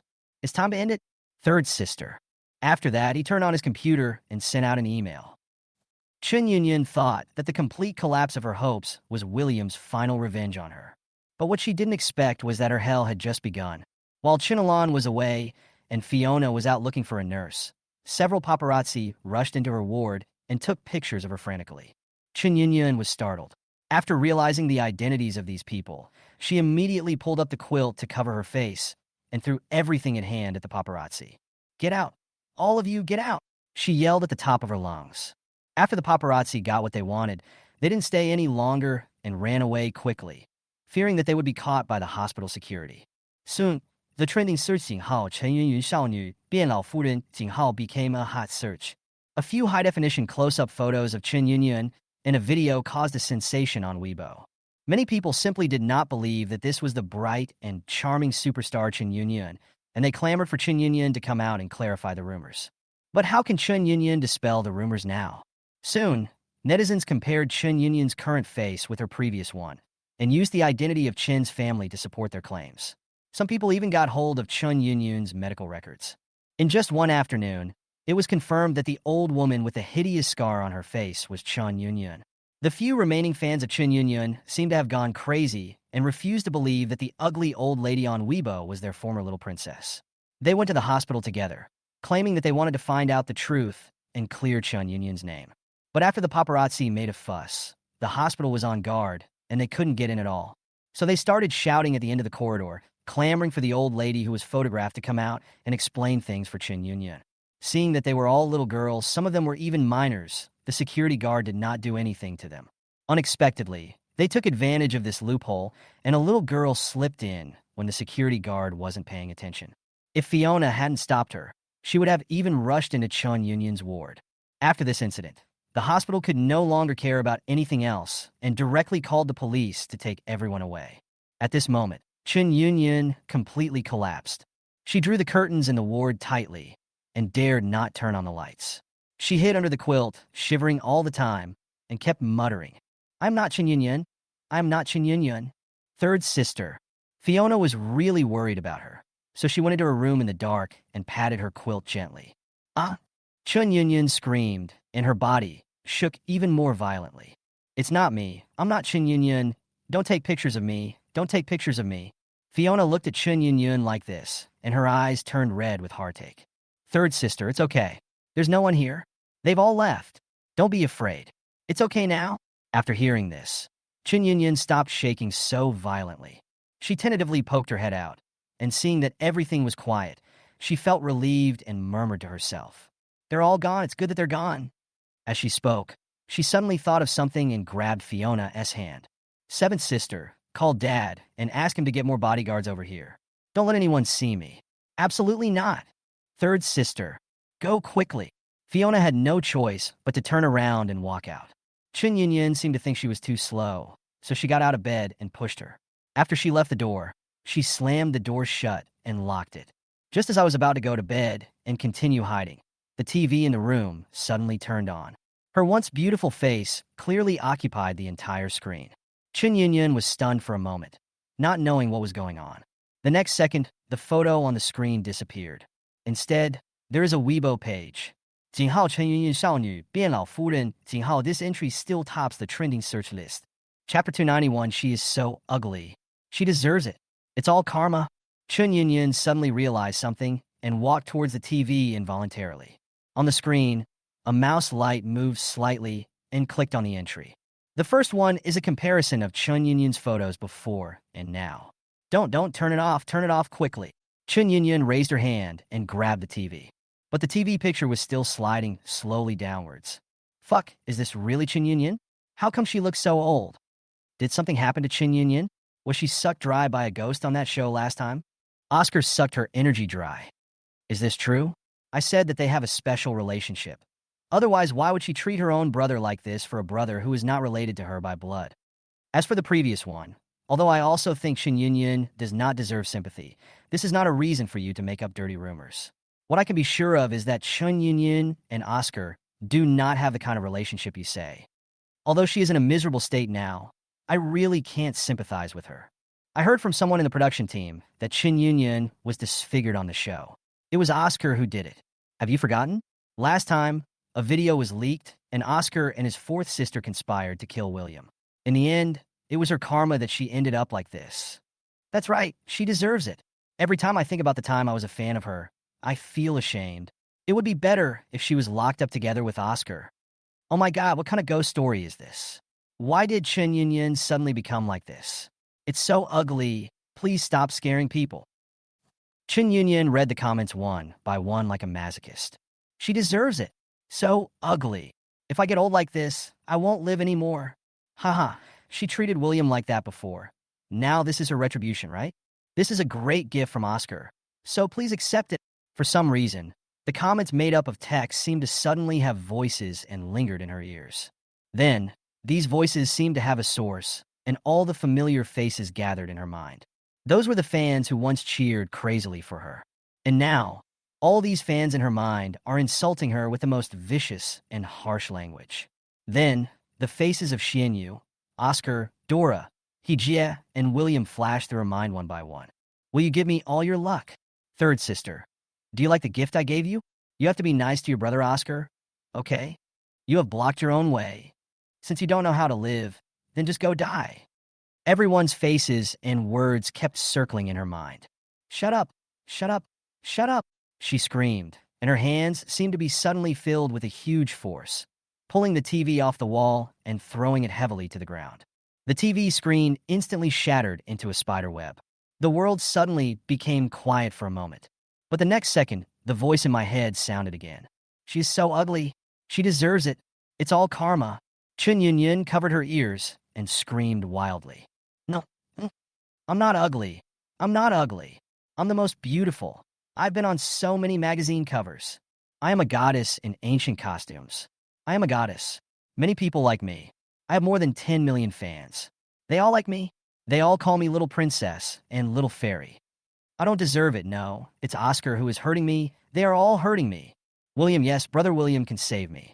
Brother William is very powerful. He can definitely restore my appearance. Go find Brother William.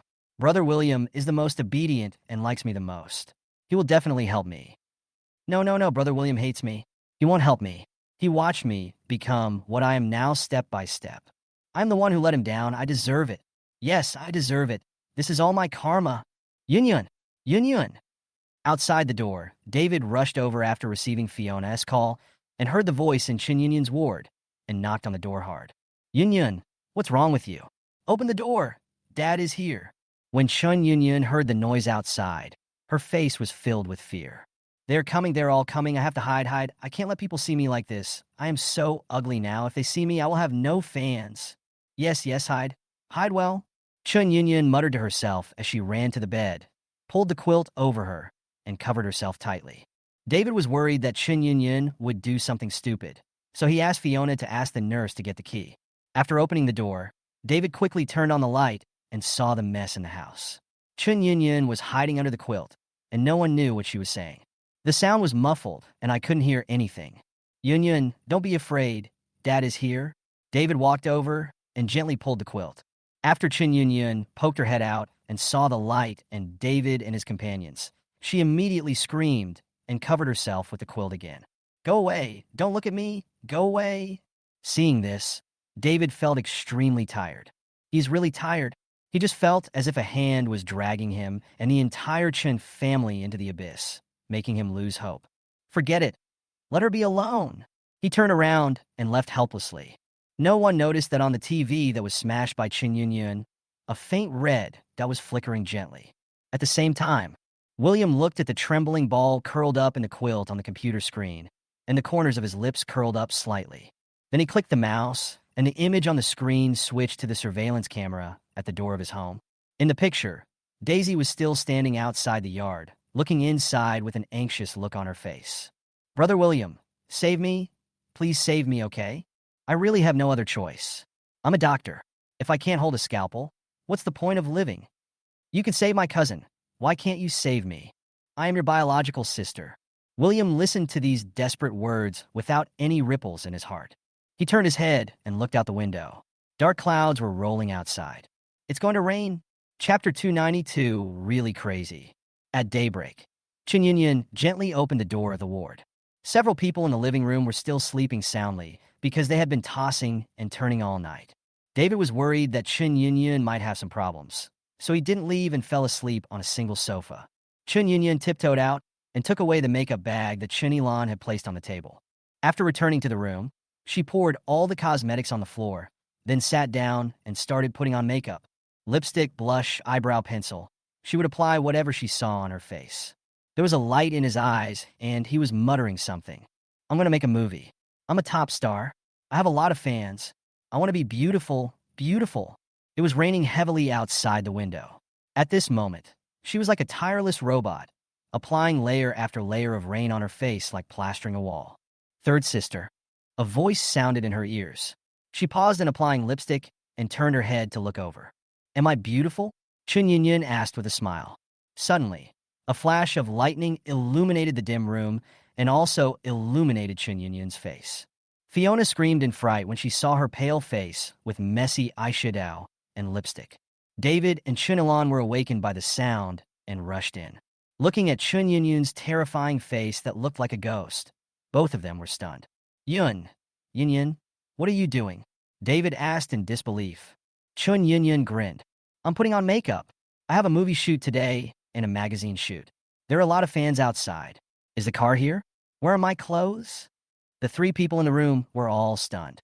Seeing that they were silent, Chen Yunyun frowned and said unhappily, "What are you guys standing there for? Go and contact the driver. If I'm late, people will say I'm being a big shot." Having said that, she turned back and continued to apply lipstick. Third sister. David remembered how Chen Yunyun had acted crazy in front of William before, so he walked over to her and squatted down. "Yunyun, don't do this. William won't do anything." Chen Yunyun seemed to be unable to hear David's voice at all. She put the final touch on her lips, then threw the lipstick on the ground and stood up. "Dad, I'm going to film a movie. This time I'm playing the leading female role. My agent said that I will become more famous after playing this role. I'm in a hurry, so I'll leave first. Oh, by the way, the car hasn't arrived yet. Forget it, I can't wait any longer. The shoot is about to start. I'll just take a taxi over there myself." As she said this, she walked quickly out the door. "Chen Yunyun, stop making trouble." David quickly stood up and grabbed her, his tone somewhat unhappy. Chen Yunyun immediately shook off David's hand. "Go away. Don't touch me, security, security. Come here," she screamed, and then retreated to the corner as if she thought of some terrible scene. "You are paparazzi, right? Don't take pictures of me. Don't take pictures of me. I haven't become ugly. I am still very beautiful now. Don't say anything nonsense." Third sister. Fiona looked at Chen Yunyun with worry in her eyes. Chen Yunyun couldn't hear their voices at all. At this moment, she just wanted to escape from here. "Stop filming, please. Let me go. I'm not Chen Yunyun. Chen Yunyun is dead." She spoke incoherently and walked out the door with her face covered. David couldn't bear it any longer, so he walked up to Chen Yunyun, pulled her hands apart, and slapped her in the face. With a click, the room suddenly became quiet. "Stop pretending," David yelled angrily. "Chen Yunyun, don't you think the situation at home is bad enough? You guys are almost driving me crazy. Can you please just calm down? Even if you are really crazy, William won't help you. So just give up." Chen Yunyun covered her face and looked at David. A layer of bone-chilling hatred suddenly emerged in her eyes. "It's you, Oscar. It's you who ruined my face. It's you who let Xian Yu suck away my energy. She screamed and clawed at David. I'm going to kill you. I'm going to kill you. David didn't react for a moment, and her scratches left several bloody marks on his face. He then realized that something was wrong. If Chun Yunyun was pretending to be crazy, she wouldn't have to go to this extent. So he quickly grabbed her hand and shouted at Fiona, "Go call a doctor." Fiona turned and ran, and Chun Elan hurried over to help David subdue Chun Yunyun. "Dad, what happened to my third sister?" Chun Elan turned pale with fright. David pressed Chun Yunyun to the ground, not wanting to explain any further. Soon, Fiona came over with several doctors. "Let me go. Oscar, you bitch. I was so good to you. But you ruined me. I'm gonna kill you. I'm gonna kill you." Chun Yunyun was still screaming and struggling hard, trying to break free from the restraints. On the way here, Fiona had briefly told the doctor about Chun Yunyun's current condition, and the doctor quickly gave Chun Yunyun an injection of sedative. This time, Chun Yunyun did not fall asleep, but gradually calmed down. "Doctor, what happened to my daughter?" David asked. The doctor thought for a moment before saying, "Given the patient's current condition, I think we should find a psychiatrist for consultation." Soon a psychiatrist came. After a series of examinations and diagnoses, the expert sighed softly. "According to my preliminary diagnosis, the patient should have been overstimulated, resulting in mental disorder." David's heart sank completely, and he almost couldn't stand still. The expert supported him and said, "Don't worry. This is just my preliminary diagnosis. It will take some time to make a final diagnosis. During this time, you family members should keep an eye on him. The patient currently shows a serious tendency to attack, so the restraints must not be removed during this time." After the specialist left, David walked into the ward alone. At this moment, Chun Yunyun was lying on the hospital bed. There was no trace of life in her cloudy eyes, like a living dead. "Are you really crazy this time?" David still couldn't believe that his normal daughter had turned into a lunatic. "Kill Oscar. I'm going to kill Oscar. I deserve it. This is my karma. I am sorry to my brother William. I blocked my own path." Chun Yunyun murmured unconsciously. David closed his eyes, sighed deeply, then made a decision in his mind, turned and walked out of the ward. He walked straight out of the hospital, got in the car and made a phone call. "Prepare the will I made earlier." Chapter 293. Daisy apologizes. "Ma'am, why are you doing this? Mr. Jiang won't see you. It's raining so hard and the weather is so cold. Your clothes are all wet. Go back quickly." Daisy squatting outside William's yard and gave her earnest advice. Daisy just shook her head slightly. "I'm not going back. I'm going to wait for my brother to come out. What if he refuses to come out? Then I will always—" Daisy with a determined face. The security guard sighed and turned away helplessly. Not long after, a car stopped in front of her. "Ming Ming." Daisy looked up and saw David sitting in the car, looking at her with a puzzled look on his face. "Why are you here instead of staying in the hospital and recovering from your injuries?" Daisy has become a sinner in everyone's eyes because she let Oscar run away without permission. During the days she was in the hospital, no one even visited her in her ward once. "I'm waiting for Brother William." Daisy was now tired and hungry. When she saw David, the grievances in her heart suddenly surged out and her eyes turned red. "Dad, my brother William won't see me. What should I do?" Although David was still angry, he couldn't bear to see her look so pitiful, so he asked the driver to get out of the car and pick her up. "How long have you been waiting here?" David asked someone to turn up the heater in the car. "I've been waiting here all night," Daisy said and sneezed. David looked at her pale face and sighed softly. "Please stay in the car. I'll go talk to William." "I want to go too," Daisy said hurriedly. "You've been waiting here all night, and William has no intention of seeing you. Is it any use for you to go now?" After saying that, David got out of the car, walked to the gate of the yard, and rang the doorbell. After a while, an extremely impatient voice came from the doorbell. "Why are you here again? Hurry up and leave. My master won't see you."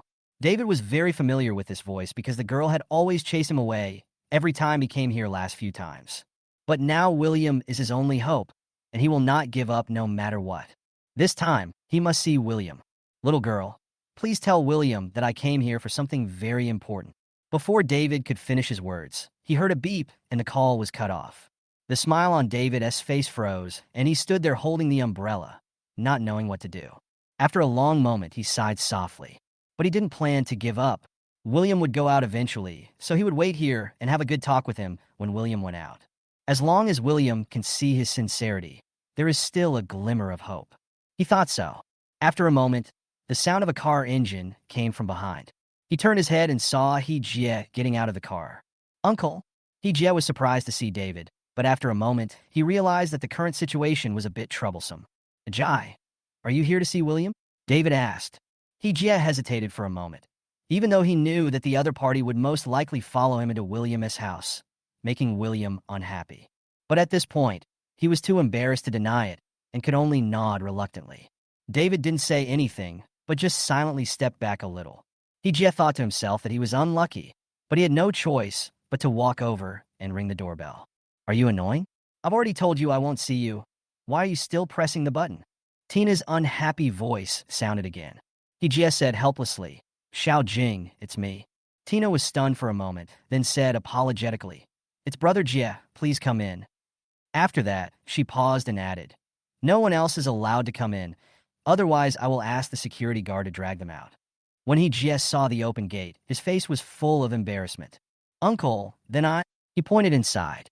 David smiled bitterly. Go ahead, I'll just wait here for William to come out.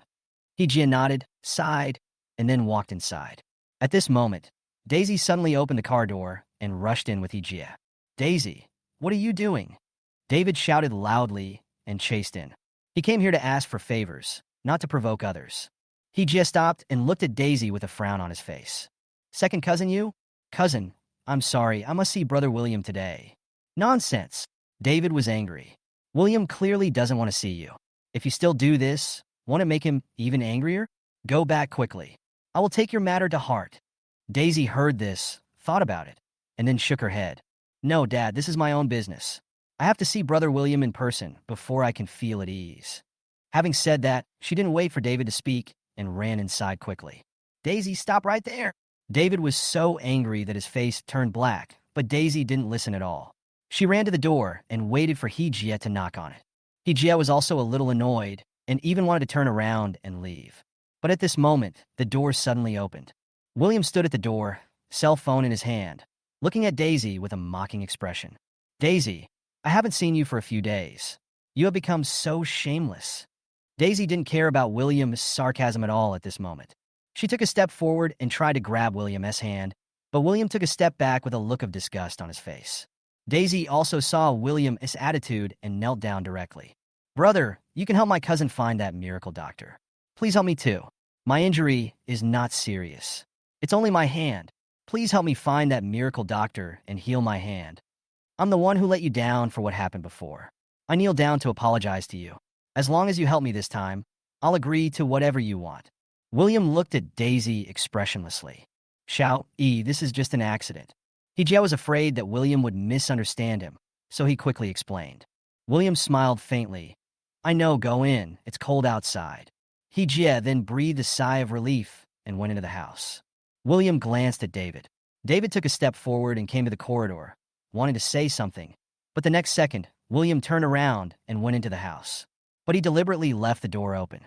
He had long expected that David would come to see him today. Chun Yuan has become what she is now. As a father, he will never give up so easily even though he has failed countless times. Daisy today, so let's watch another good show. Chapter 294. 3 daughters. Which one will you save? David looked at the open door, thought about it, and walked over anyway. Unexpectedly, as soon as he entered the door, Daisy also stood up and rushed into the house first. What are you doing? David quickly grabbed him. Let me go. I will ask Brother William to help me find that miracle doctor today. David looked at Daisy, who was stubborn and had no idea what to do. He could only say coldly, Daisy, I'm warning you, don't talk nonsense later. I came here this time just to deal with all your troubles. You better calm down.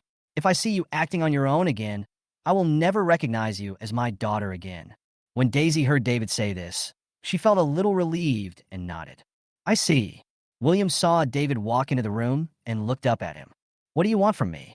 David was inexplicably nervous when he saw William's cold eyes. After a while, he replied, Xiao Yi, can I talk to you alone? I really have something important to tell you. I don't have anything to say to you, William said calmly. If you want to say it here. If you don't want to, please leave my house. David looked at William's face. When he first found William's young face, full of joy, suddenly flashed in his mind.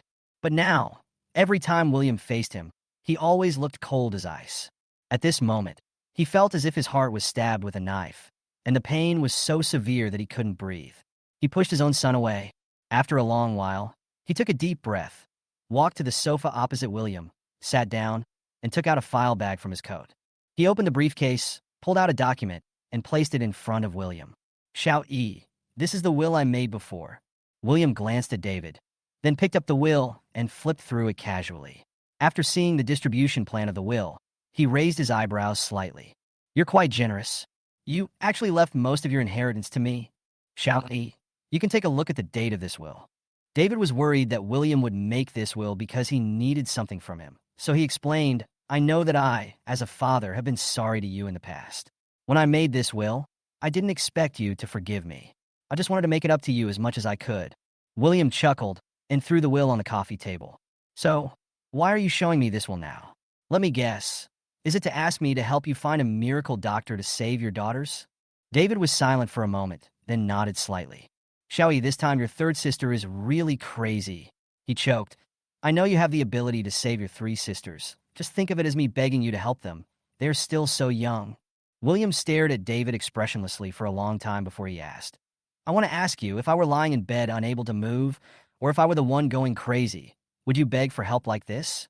Of course, David replied hastily. Shout E, although I did treat you badly before because of Oscar's deception and did not fulfill my responsibilities as a father, I now really know that I was wrong, and I really want to make it up to you.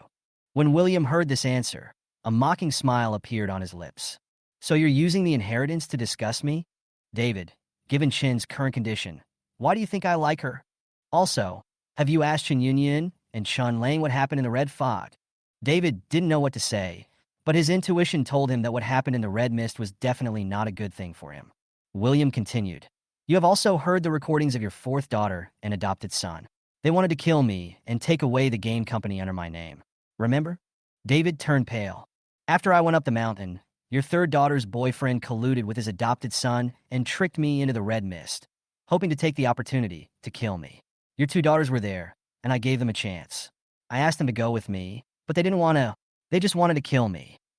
Your fourth daughter tortured me in every way for a gigolo. She even let that gigolo beat me until I vomited blood. Your third daughter is now trying to kill me for a man she only slept with once. Tell me, if I couldn't protect myself, would I still be sitting in front of you now? You still have the nerve to ask me to save them now? William's words were like a bucket of ice water poured on David's head, making him feel ashamed. He never expected that the daughter he had raised so carefully would turn out to be such a vicious person. They did such a disgusting thing. Why should he ask William to save them? Yes, I'm sorry, Xiaoyi. I really don't know about these things. You know? William stood up. Dora is right. You are regretting me now only because you see that I am good enough to bring benefits to you and the Chun family. No, that's not the case, Xiaoyi. Don't listen to that bitch's nonsense. Really? William's eyes were full of sarcasm. Then tell me, why have I lived worse than a dog in the past few years in the Chun family? I was also deceived by Oscar. Xiaoyi, I really didn't mean it. You got cheated? William sneered. David, you have been in the business world for so many years. No matter how cunning Oscar is, he's just a young man who has just started out. If you could really be fooled by him, the Chun group would have collapsed long ago, right? It's just because in your eyes, I used to be a coward and incompetent, not worthy of being your son, David. The Oscar you carefully trained is worthy of this, so you deliberately ignored everything about me. You will only stand up and deal with the problem when it comes to you. Of course, the problem you deal with is always me. So, now you come to me with this will and beg for my forgiveness. Don't you feel disgusted? After saying that, William picked up the will and threw it at David's feet. David looked at William's cold and heartless expression and knew that coming here today was just asking for humiliation. He doesn't deserve it at all. Not worthy to stand in front of William. He closed his eyes, bent down, and picked up the will. Shao, I'm sorry. After he said this with all his strength, he turned around and wanted to leave. David, William called out to him, Don't leave in such a hurry. Didn't you come here to ask me to save your three daughters? David was shocked. He couldn't believe what he heard. You mean you're willing to save them? I can help, but my current ability can only save one person. William's lips curled slightly. So, now I'm leaving the choice in your hands. Of the three daughters, Which one will you save? Chapter 295, Daisy's Hatred. When these words came out, David was completely stunned. William, what does this mean? He is willing to save people, but only one, and he wants me, as a father, to choose? The palms and backs of his hands are all made of flesh. How should he choose? Just when he didn't know what to say, Daisy said excitedly, "Of course, save me. Dad, my injury is the lightest." William with shining eyes. Brother Xiaoi, your third and fourth sisters wanted to kill you before. Although I have done something wrong to you in the past, I have never thought of killing you. Besides, my injuries are the lightest, so saving me is the easiest thing to do. After hearing this, William turned to look at Daisy and said with a smile, "Second sister, aren't you the kindest person in the Chun family? I thought you would definitely give the opportunity to your two sisters, but I didn't expect that the first thing you would do was to give up on them and take this opportunity away for yourself." Daisy's face froze slightly, and she felt a little guilty, but she quickly made up her mind and said confidently, "I was harmed to this point because I was too kind before. I don't want to be a good person anymore. Besides, my hand was broken because Chun Lang schemed against me. Why should I leave the chance to her? As for Chun Yuan, even if she gets better, she's still an old woman and won't live for many more years. There's no point in giving her this opportunity." David looked at his second daughter, who was completely different from her previous gentleness and kindness, and felt extremely strange. "David, what do you think? Should we save her?" William looked at David and asked. David opened his mouth, unsure of what to say. He really wanted to beg William to save one more person, but he knew that William would never agree. It is even possible that this only one spot was deliberately released by William to alienate the relationship between father and daughter. "Shout E. Now your three sisters need your help, but you are only willing to help one, and I have to choose this one. You know clearly that it is impossible for me to give up any one of them, so aren't you trying to kill me?" David said helplessly. William understood what David was thinking, smiled faintly, and was determined not to let him get out of the matter. "So, which one do you choose? If you choose neither, I will regard it as you giving up this spot. In that case, as for my third sister, I suggest you quickly find a mental hospital for her. It's bad enough that a good daughter has become like this. Now she has become a lunatic. If people knew about this, the Chun family would be disgraced." David thought about it, looked at William, then looked at Daisy, and then waved his hand. "You guys can talk among yourselves. I can't give up any of them." After saying that, he turned and strode away. "Dad!" When Daisy saw David was about to leave, she panicked and wanted to chase him, but she didn't dare. She had finally met William. What if she left, and William never wanted to see her again? When David left, his heart had actually already leaned towards Daisy's side. She is the only one who can communicate with William face to face now. If it is true that William is willing to save one person, then this person is most likely hers. But at this moment, Daisy just felt that she was abandoned. David would rather give up the spot than let her be cured. How could he do this? Just because she released Oscar and Dora? Just because of such a small thing? He gave up on her? Thinking of this, she looked at David, back, and a huge hatred rose in her heart. She turned and looked at William, then made up her mind and knelt down again. "Brother Xiaoi, please help me find a miracle doctor to heal my hand. But your father has already given up on you." William had already seen the hatred for David in Daisy's eyes, and of course he would not miss this opportunity. Besides, he never thought of saving anyone from the Chin family. You're not going to save me?"